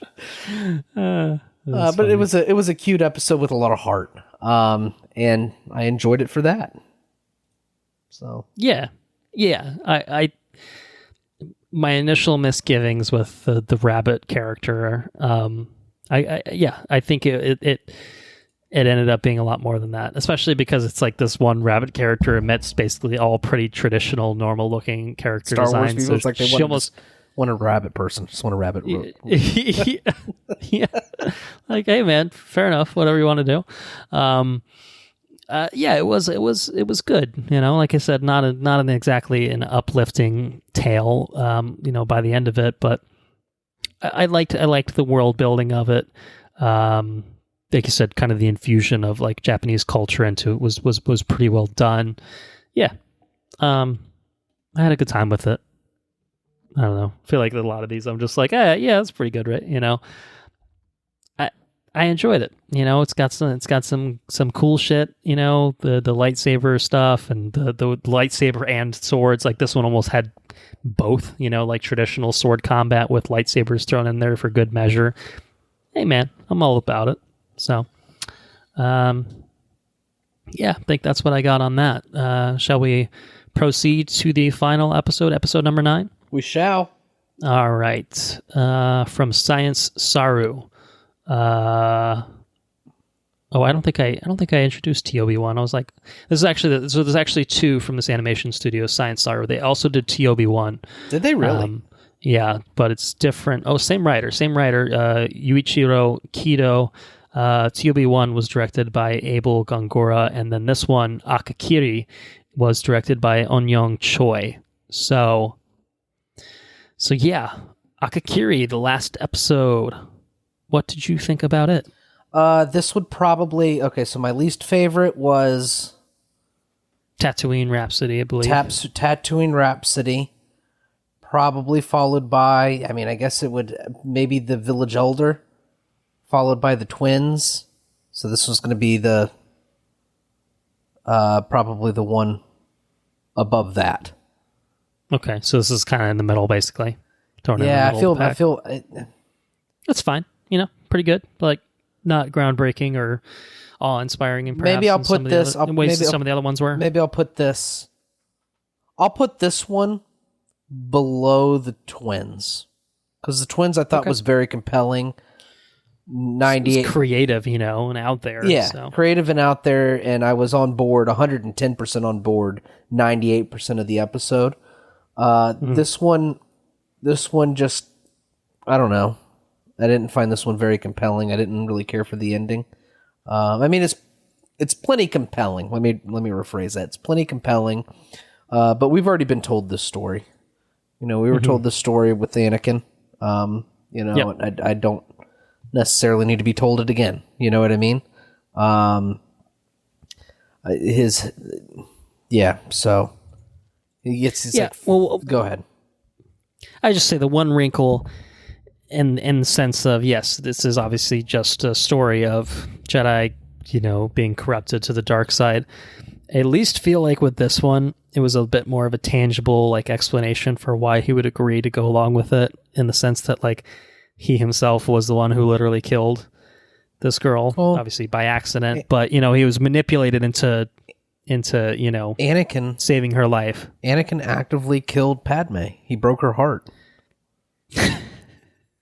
He broke her heart. She told him, Anakin, you're breaking my heart. You're breaking my heart. I think that's the one thing that I've never loved. Well, there's many things I've not loved about the prequels. I should rephrase that. One thing I didn't really buy with Anakin's transition to the dark side, obviously it needed to happen because he's already Darth Vader in the original trilogy, so it's got to happen. It's written in stone at this point. But I just felt like his motivation of, like, I have some bad dreams about Padme being injured and dying, and it's just like, are those visions of the future? Like, it's not super clear, and he's just like, well, I want to do everything I can to stop her from dying. I just didn't really feel like it was totally convincing of why Anakin so desperately needed this. It wasn't it wasn't well conveyed, I guess. Maybe it makes sense on paper, whatever. Here, I think is just a more tangible example of, okay, well, she's literally dead, I think, in front of my face. If we use the dark side, we can bring her back, and maybe that's worth the trade-off of me losing myself in the process. So this is the story that should have been told about Anakin. Maybe. I mean, maybe, you know. I can see that. It's pretty hardcore. You know what I mean? I can get on board with that. I think it's more convincing. Like, the one other thing is, like, from what we can see, the Jedi here seemed pretty good otherwise, whereas Anakin was absolutely just a shit the whole way through the prequel trilogy. So it was almost like he just needed an excuse to be, to turn to the dark side. But yeah, I think it's a little bit more compelling here in terms of the turn. That said, I kind of agree. This episode didn't do a whole lot for me. Like, it's good. I didn't love the animation style on this one as much as I liked some of the others. But it just kind of, I don't know, it didn't have the same sort of flair to it as some of the other ones did. And it just, again, not bad. Not even just okay. Like, it's good, but not top tier or anything like that, like some of the other ones we saw. But yeah, I don't know. That's kind of what I got on it. Any other thoughts on episode 9? No, that's it, dude. That's all I got. That's Visions, well, man. That's Star Wars Visions. I think it sounds like we were pretty much on the same page with a lot of these. I think, what do we say? Would we say Village Bride, The Ninth Jedi, and TOB1 probably ended up being some of our favorites? Oh, and The Duel. And The Duel. Can't forget about The Duel. Yeah, so I think those, I think we probably would you say those are the top 4? Yeah, top for 4 sure. For you? Yeah, definitely. Yeah, might have, it gets harder to place differing them. orders, but, Yeah, they're all really good. I recommend Star Wars Visions. I think it's worth a watch. Check it out on Disney Plus. It's a very different thing for the Star Wars universe, and it's a very cool thing. I hope we see more. I think it would be great to see whether it's continuations of some of these from these studios, or if it's just getting more studios on board, giving these studios another opportunity to tell a different story. I think there's a ton of room for this to grow in the future, and and have just tons of different visions in the future. So hopefully we see something more. But yeah, Star Wars Visions. You want to do a section of the Listener's Corner? Yeah, absolutely. Alrighty then. Well, you can probably predict what's coming on the Listener's Corner. A little Bruce B action. A little Bruce Brown. Yes, he is here giving some updates on things. He went on a Clint Eastwood marathon. Oh so boy, brace yourself for that. Yeah, we got a few entries from Bruce Brown. So he says, update, good news, new season of the Great British Baking Show is back this Friday, and of course he sent that a couple of weeks ago, so it's back. It's already back. But in terms of some movies that he had been up to, he recommends Crimson Tide with Denzel Washington and Gene Hackman. Here we go. We're getting into the Clint Eastwoods. Unforgiven, Clint Eastwood, Morgan Freeman, probably the best Western ever made. Gene Hackman won an Academy Award for it, and the movie won several, he points out. And that put him on a Western theme. He watched The Outlaw, Josey Wales, and Pale Rider. 2 different movies. Hadn't seen either. Both were great. And then Cry Macho. This is the newest Clint Eastwood joint. He says it was okay. Could have been better. I don't really know what it is. I think it's still on HBO Max, though, so if anyone's interested. Yeah. And The Line of Fire, another Clint Eastwood, says was pretty good. John Malkovich playing one creepy dude in it. Space Cowboys, pretty good. I mean, he's just going for it. Here we go. You thought we were done, but there's more. Escape from Alcatraz with Clint Eastwood. I don't think he directed it. It says really good. One of those movies that keeps the tension the whole way through, based primarily on fact. He found it especially interesting since they did the actual Alcatraz tour a couple of years ago. Okay. They still have the fake quote unquote head that the escapees made and put in their beds to fool the guards while they escaped. Did they survive the escape? Who knows? Lots of information indicating they did. I don't really know the story. I mean, I know about Alcatraz and but the specifics of that I'm not really familiar with. So that sounds pretty interesting, actually. Yeah. And then Every Which Way But Loose. He says he remembered liking it as a kid. It's a comedy with Clint Eastwood, which is an atypical role for him, where he has an orangutan companion that he never liked. I don't know anything about this. Apparently, there was also a sequel to it. And they were some of Clint's most financially successful movies, which he says is hard to believe given, starring in Dirty Harry, Unforgiven, many other things, but apparently the second highest grossing film of 1978, so believe that. Mystic River, directed by Clint. He was watching it, so no thoughts on that. And he also recommended Richard Jewell, which was another recent Clint Eastwood directed film. And here we go. We're going to close the loop. The Great British Baking Show, season 10, is back on Netflix. He mailed back after it was back on. He says, love the show. If you haven't watched, start at season 1 and you'll be hooked. It is so good. I guess I have to listen to him. Right. I don't know what to tell you. But finally, season 4 and the last season of Goliath is out on Amazon. It hasn't started yet, but it has Billy Bob Thornton playing an attorney in it. He says he's really good in it. It's got some drama and comedy mixed in it. First 2 seasons, very good. Season 3 was a weak link, but still going to check out season 4. So yeah, apparently a lot of Clint Eastwood movies streaming, it sounds like. Maybe HBO Max is throwing a lot of them up because of his new movie.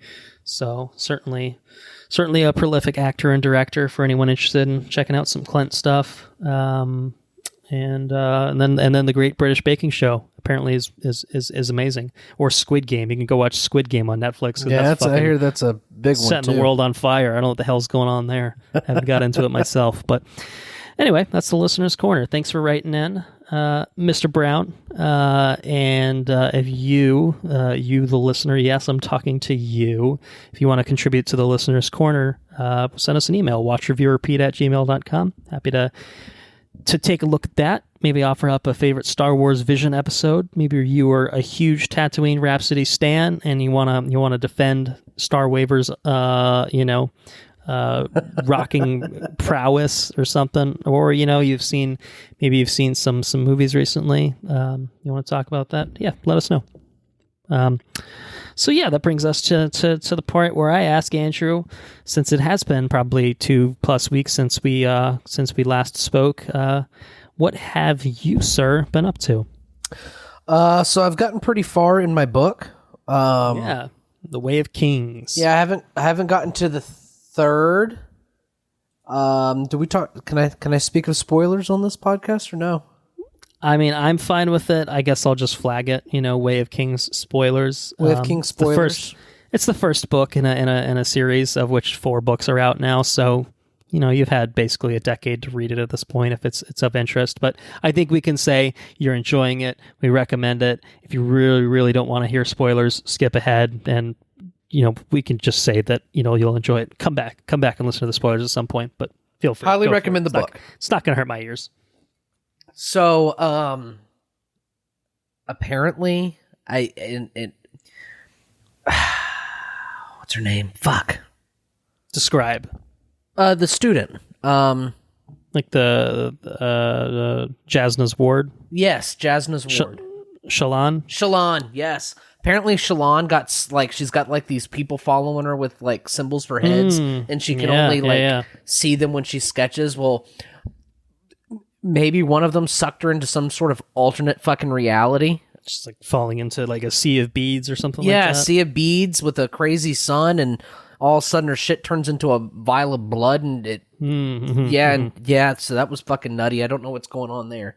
But apparently she's got a shard blade. Which she was going to do it, which tells us that she has one. Right. Which is, once again, I think they alluded to her killing somebody with it or something, but I don't know what's going on with that. That's pretty crazy. Kaladin could have been a shard bearer, but he didn't want to get the armor and the blade for some reason because he's too honorable. Fucking Kaladin could have fixed all your fucking problems if you would have just Big old grabbed the dum-dum. Now you're a slave. You got the brand on your forehead. Yeah, things went real well for you, carrying those fucking bridges around, killing yourself doing what it. are you doing, Kaladin? Come on, man. Anyway, so he could have been he murdered that dude with just like stuck a spear in his little visor hole. That's that's crazy. Yeah. Sven, not Sven. Seth, yes, son of Alano, I think his name is. Yeah. He just got like a giant hit list with like all the leaders of the fucking realm, all the leaders of the world for Sean are on this list. He's got to go murder them all. Just fucking crazy. Things in this book are starting to ramp up in a big way. And I could not be more excited. My buddy Steven said that all of these books, one thing that Brandon Sanderson really nails is endings, and it just ramps. It just goes and goes and goes and goes, and you get like a solid chunk of chapters that just, when you don't think it could build anymore, it continues to build. And I feel like I'm on the upward.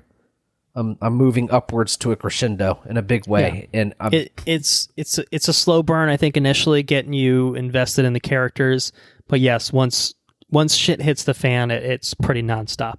With the Way of the King's ending and probably the others, I'm kind of in Words of Radiance. Are the other ones slow burners as well in the beginning, or do they just kind of like pick off where the other one left off, and then it just continues to have another ramp up?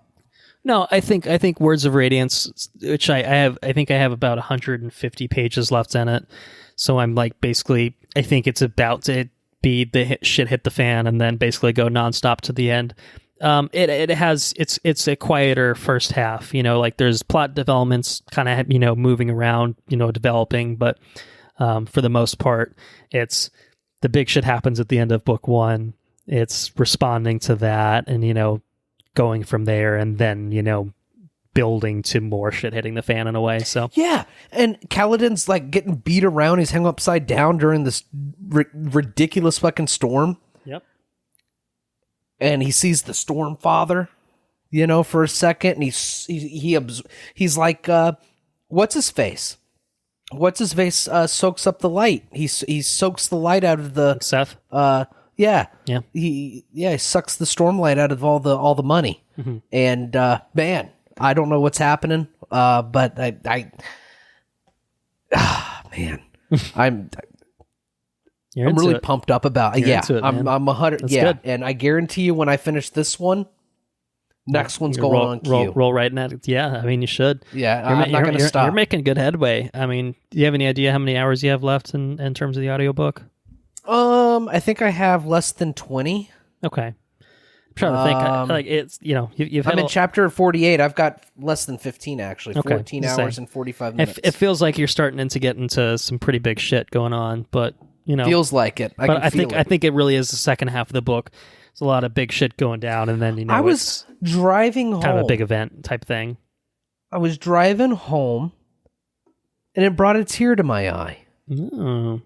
This book. Yeah. Got a little. It didn't quite drop, but I could feel my eyes moistening a little bit. And it's just some good shit, man. It's well written. A really good book. The characters they're compelling. Who's your favorite? Is Kaladin your favorite so far? So I really like Kaladin. Mm-hmm. I feel like you liked him a lot early on, but you've met some other characters and gotten some time with them at this point. So yeah, so Delinar's a cool character, but I feel like he's like a Ned-like character. I have to he's a bit Ned-like. Yeah, I got to compare stoic, it to Game of Thrones. Militaristic, but honorable. Has to do the right thing always. Right, and I think that's what's so compelling. He's an honorable man surrounded by not honorable people, which is it's always a compelling story. That's good. He's an archetype. What's cool about Kaladin is he tries to do the right thing and he constantly gets fucking shit on for doing the right thing. Yeah. And it just happens over and over again. It's like, come on, man, give this guy a fucking break. And I feel like he got his break in the middle of the storm, which is really cool. And I'm excited to see that upward turn because he got a break. And he struggled with that too. He's like, fuck, I didn't die in the storm. I'm fucking miserable again, But he's really compelling. I really enjoy, and God damn it, I forgot her name again. Shallan? And she's Shallan. I really enjoy Shallan's character. I think she's real intriguing. I feel like later on, maybe in 14 hours worth of content, if not more, I feel like she could offer a whole lot. I feel like she's on the precipice of something really awesome. Mm-hmm. Hope she doesn't end up going home.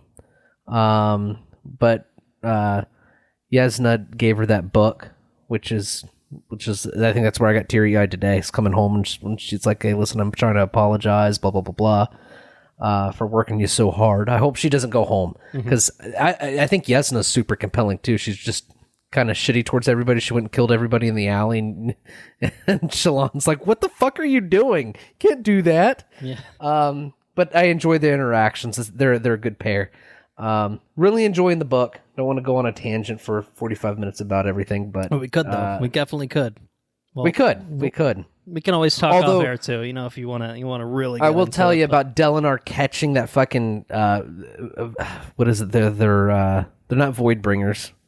Chasm fiends. Is that what they're called? Mm-hmm. Yeah. Swoops in there and catches that thing, and it just like steams his armor. That's fucking cool, man. Yeah. I forgot about that. Yeah, so there's a lot of cool stuff that happens, and we all know I like cool shit, and it's cool. Absolutely. The Voice has started again, so we've been watching that. Right. Put it on hold tonight to record this podcast. Making the sacrifices. Making the sacrifices for the listeners. But we'll catch up tomorrow, no biggie. Georgia Bulldogs are stomping fools. My goodness.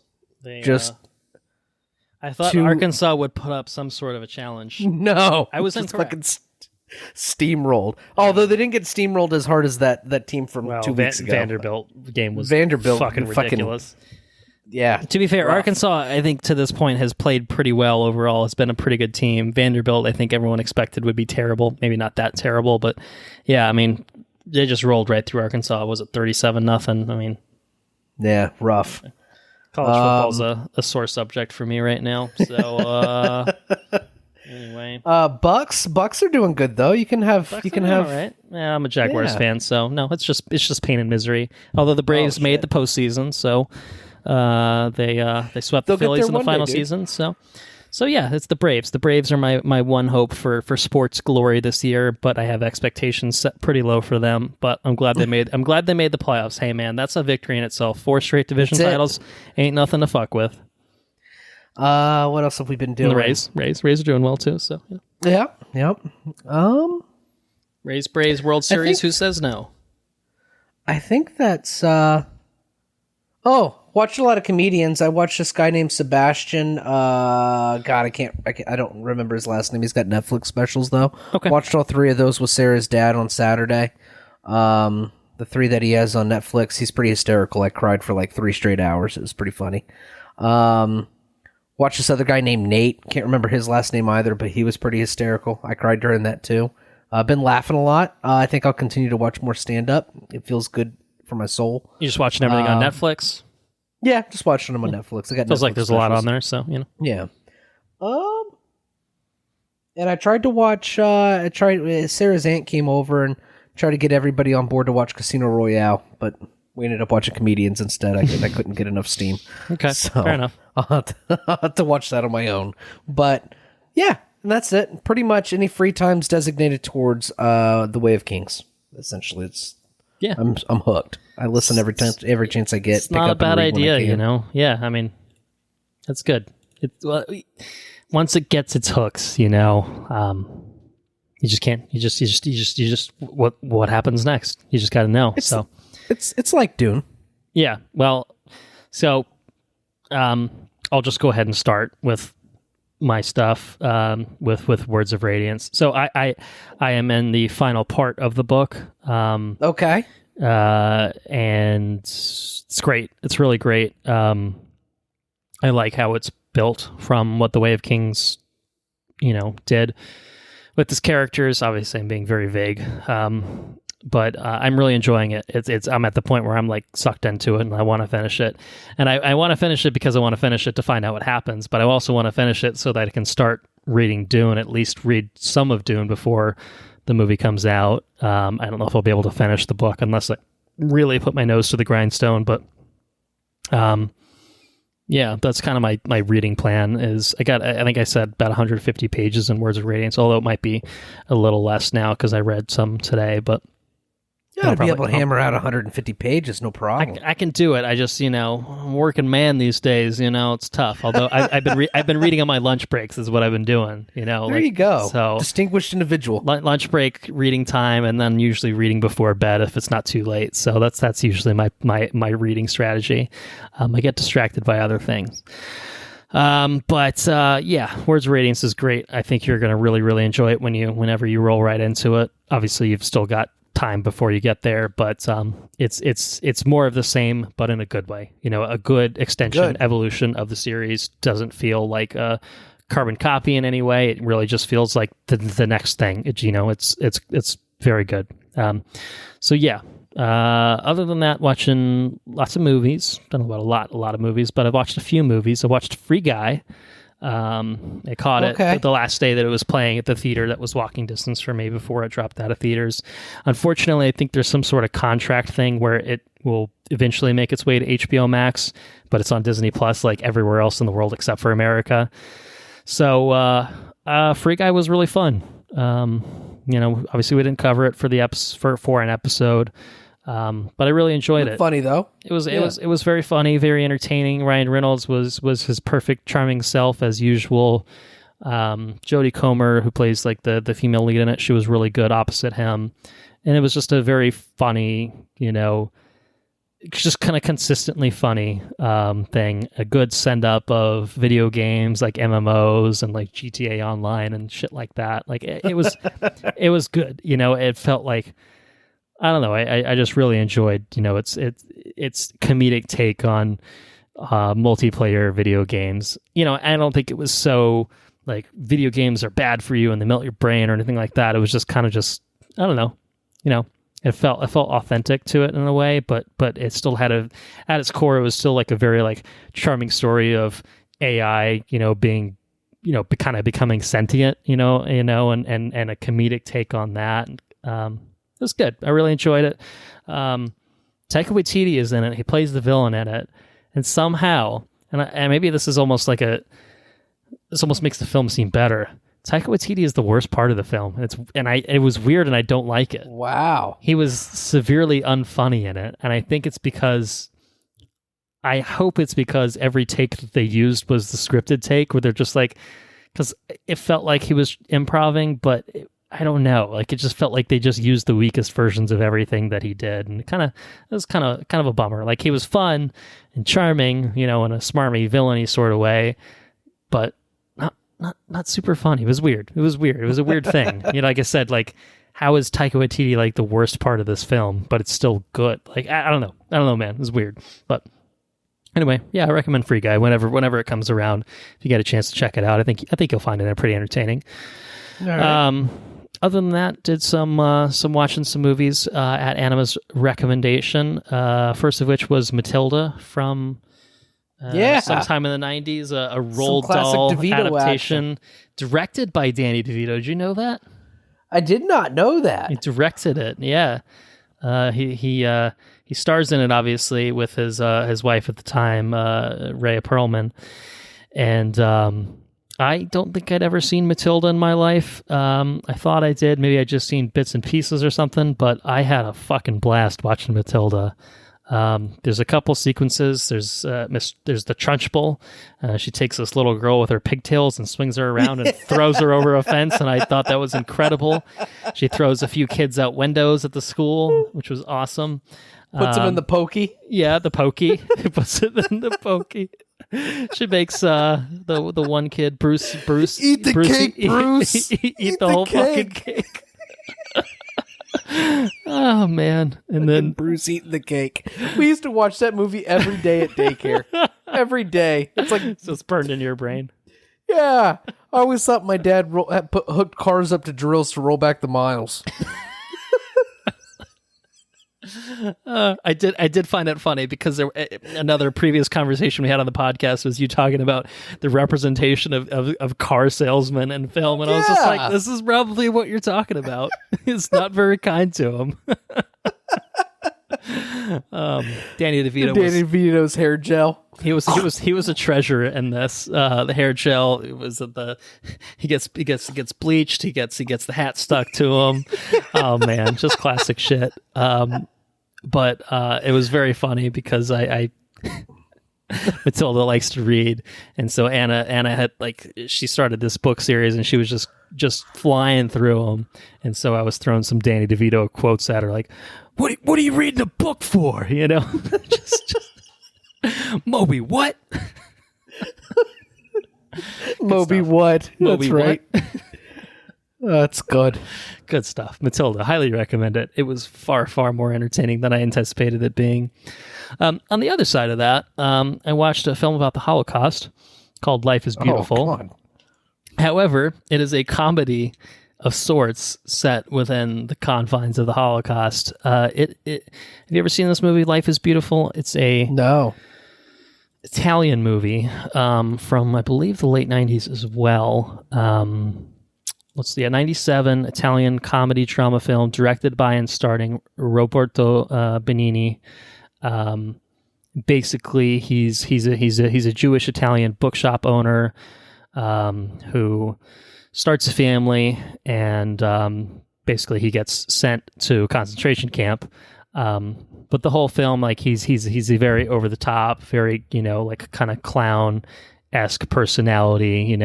It's got like slapstick kind of vibes almost. And so basically he ends up going to this concentration camp with his kid, and he convinces his kid the whole thing's a big game. They have to get enough points to get out of the camp and go home.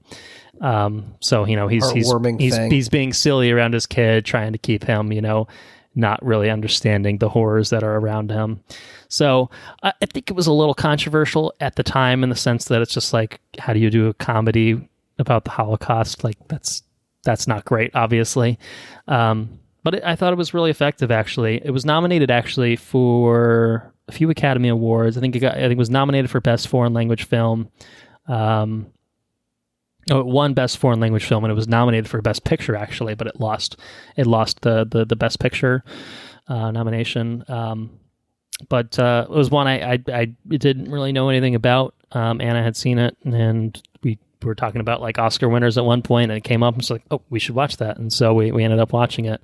It was very touching, it's weirdly enough, the most uplifting Holocaust film I've ever seen, in a weird sort of way. And it's not exactly a happy film still, because of the subject matter. But it was a kind of different, unique take on it, and I appreciated kind of what it was going for with it. So it was really well done. So I'd recommend that. It's not streaming anywhere, unfortunately. We just had to rent it through Amazon. But yeah. Last but not least for me, I'm almost done with Mass Effect Legendary Edition, the first one, I should say. Mass Effect 1. About 30 hours in. I'm on the, I believe, second to last mission, but I've done all the side quests, blah, blah, blah. I'm at the point of the game where one of your squad mates is forced to die and you have to choose who it is. So I'm still racking my brain about who's going to bite the bullet. It's a great game. It's nice seeing a little polish with the HD remaster and everything. Haven't played it in a few years, and yeah, I'm really enjoying it. I think the story just holds up really well. The side quests are pretty repetitive. Some of that's gotten pretty old for me, the mechanics of that. And I remember enjoying them a lot back in the day, but it's a little dated. The Manta or whatever. The Mako. The Mako. Right. Yeah, that's gotten old for me at this point. But they toned down the physics. I think it's maybe as wide it is, because they used to have the most ridiculous physics ever. Yeah, it used to be so fun. Yeah, I used to love it. It still is pretty ridiculous, but it's not quite like what it was. So I think that's almost taken away from my fun of driving it, is just how stupid it was to drive that thing around. But overall some good quality of life improvements for it. for that first game, which is a little dated. It's a few years old at this point. Sure. But story totally holds up. I'm excited to finish it up, and I've got a bunch of other games. I have Skyward Sword on the Switch that I might throw on next, but at some point I will move on and play 2 and 3, I think, and kind of finish this iteration of my playthrough of the trilogy. So yeah, some good stuff going on, but I think that's it for this episode. What do you think? Let's wrap it up, dude. All right. That's a pretty decent length for us. It's not bad, right? Not bad. Yeah. Thank you all for listening. If you enjoyed what you heard, please spread the word. You can support us on Patreon at patreon.com/watchreviewrepeat and get early access to all of our regular episodes, as well as timed exclusive access to any bonus episodes that we're working on. So I don't know if it's going to happen. We'll see. Andrew brought it up. He brought Casino Royale up. We've tinkered with the idea of doing a James Bond bonus episode, of the Daniel Craig ones specifically, because we're sure as shit not watching 20-plus movies. But our next project is No Time to Die, I think. I think that's what we're planning for. So if we can slot in that bonus episode, that would probably be what we'd like to do. We got 4 Craig movies to watch. I've got 1 more to watch, I should say. Sounds like Andrew has 4 more. So yeah, I got more. We'll see what happens on that front. No Time to Die. It still doesn't come out for a few days from when we're recording, and I'm not going to see it until a few days after it releases anyway. And also, we're super behind anyway. So we'll see what happens. That's fine. We'll see what happens. But that's what's going on. So maybe a bonus episode. Maybe we're breaking the dry spell. We'll see. You can check us out on our website, watchreviewrepeat.com. Follow us on Twitter at WRRPod. Like our Facebook page. Just search for Watch Review Repeat and give us a like that way. Listener's Corner, questions, comments, suggestions. You want to send us anything? watchreviewrepeat@gmail.com is the way to do it. Happy to take a look at that. Happy to talk about things on a future episode, whatever that episode ends up being. Intro and outro track, Mechanolith by Kevin MacLeod, licensed under the Creative Commons by Attribution 3.0 license. And of course, yes, next episode, I think at this point, the timing is going to work out for us to do No Time to Die as our next regular episode. I should say that Venom Let There Be Carnage is in fact out in theaters as of recording this. I had a conversation with Andrew over the phone. I was just like, are we going to do it? Are we going to do it? And I think we were just like, well, let's just worry about James Bond for now, and we'll go from there. So I will probably go see it at some point. It's worth noting that it broke the pandemic box office record in its opening weekend. So if we don't get a chance to cover it on its own episode, I'll at least throw that news out there. People are loving them some Venom Let There Be Carnage, apparently. Of course they are. Much as they loved that first one, apparently. Don't get it, but obviously neither Andrew nor myself are particularly excited for that film. The reviews don't seem to be inspiring me particularly. So it's hard for me to be like, yeah, let's go see it. Let's go watch it and talk about it. But maybe we will on a future episode. Maybe we'll do it on a catching up. I'm not sure. I feel bad asking Andrew to spend his time doing it. To be honest, I do. Like me, I can maybe get away with it. Although now that I'm working, I have less free time, so it's kind of in the same boat of just being like, is that really what I want to do with my time? That's it. It becomes a question. Now you know why I'm so mad when I go to see things like Hellboy or fucking Inhumans or fuck. I'll do it for the pod, man. It'd feel better if you were getting paid to watch it, Well, in a way, we are. That you're chucking money at it. Yeah. So anyway, we'll talk some James Bond, I'm sure, if nothing else, and maybe we'll talk some Venom at some point. October's pretty busy. We got Dune to look forward to. We got some other stuff on the horizon. So yeah, just stay tuned, and we'll hope to catch you on a future episode. So yeah, why don't you take us out, Andrew? Take care now. Bye-bye then. Laters on the Menche.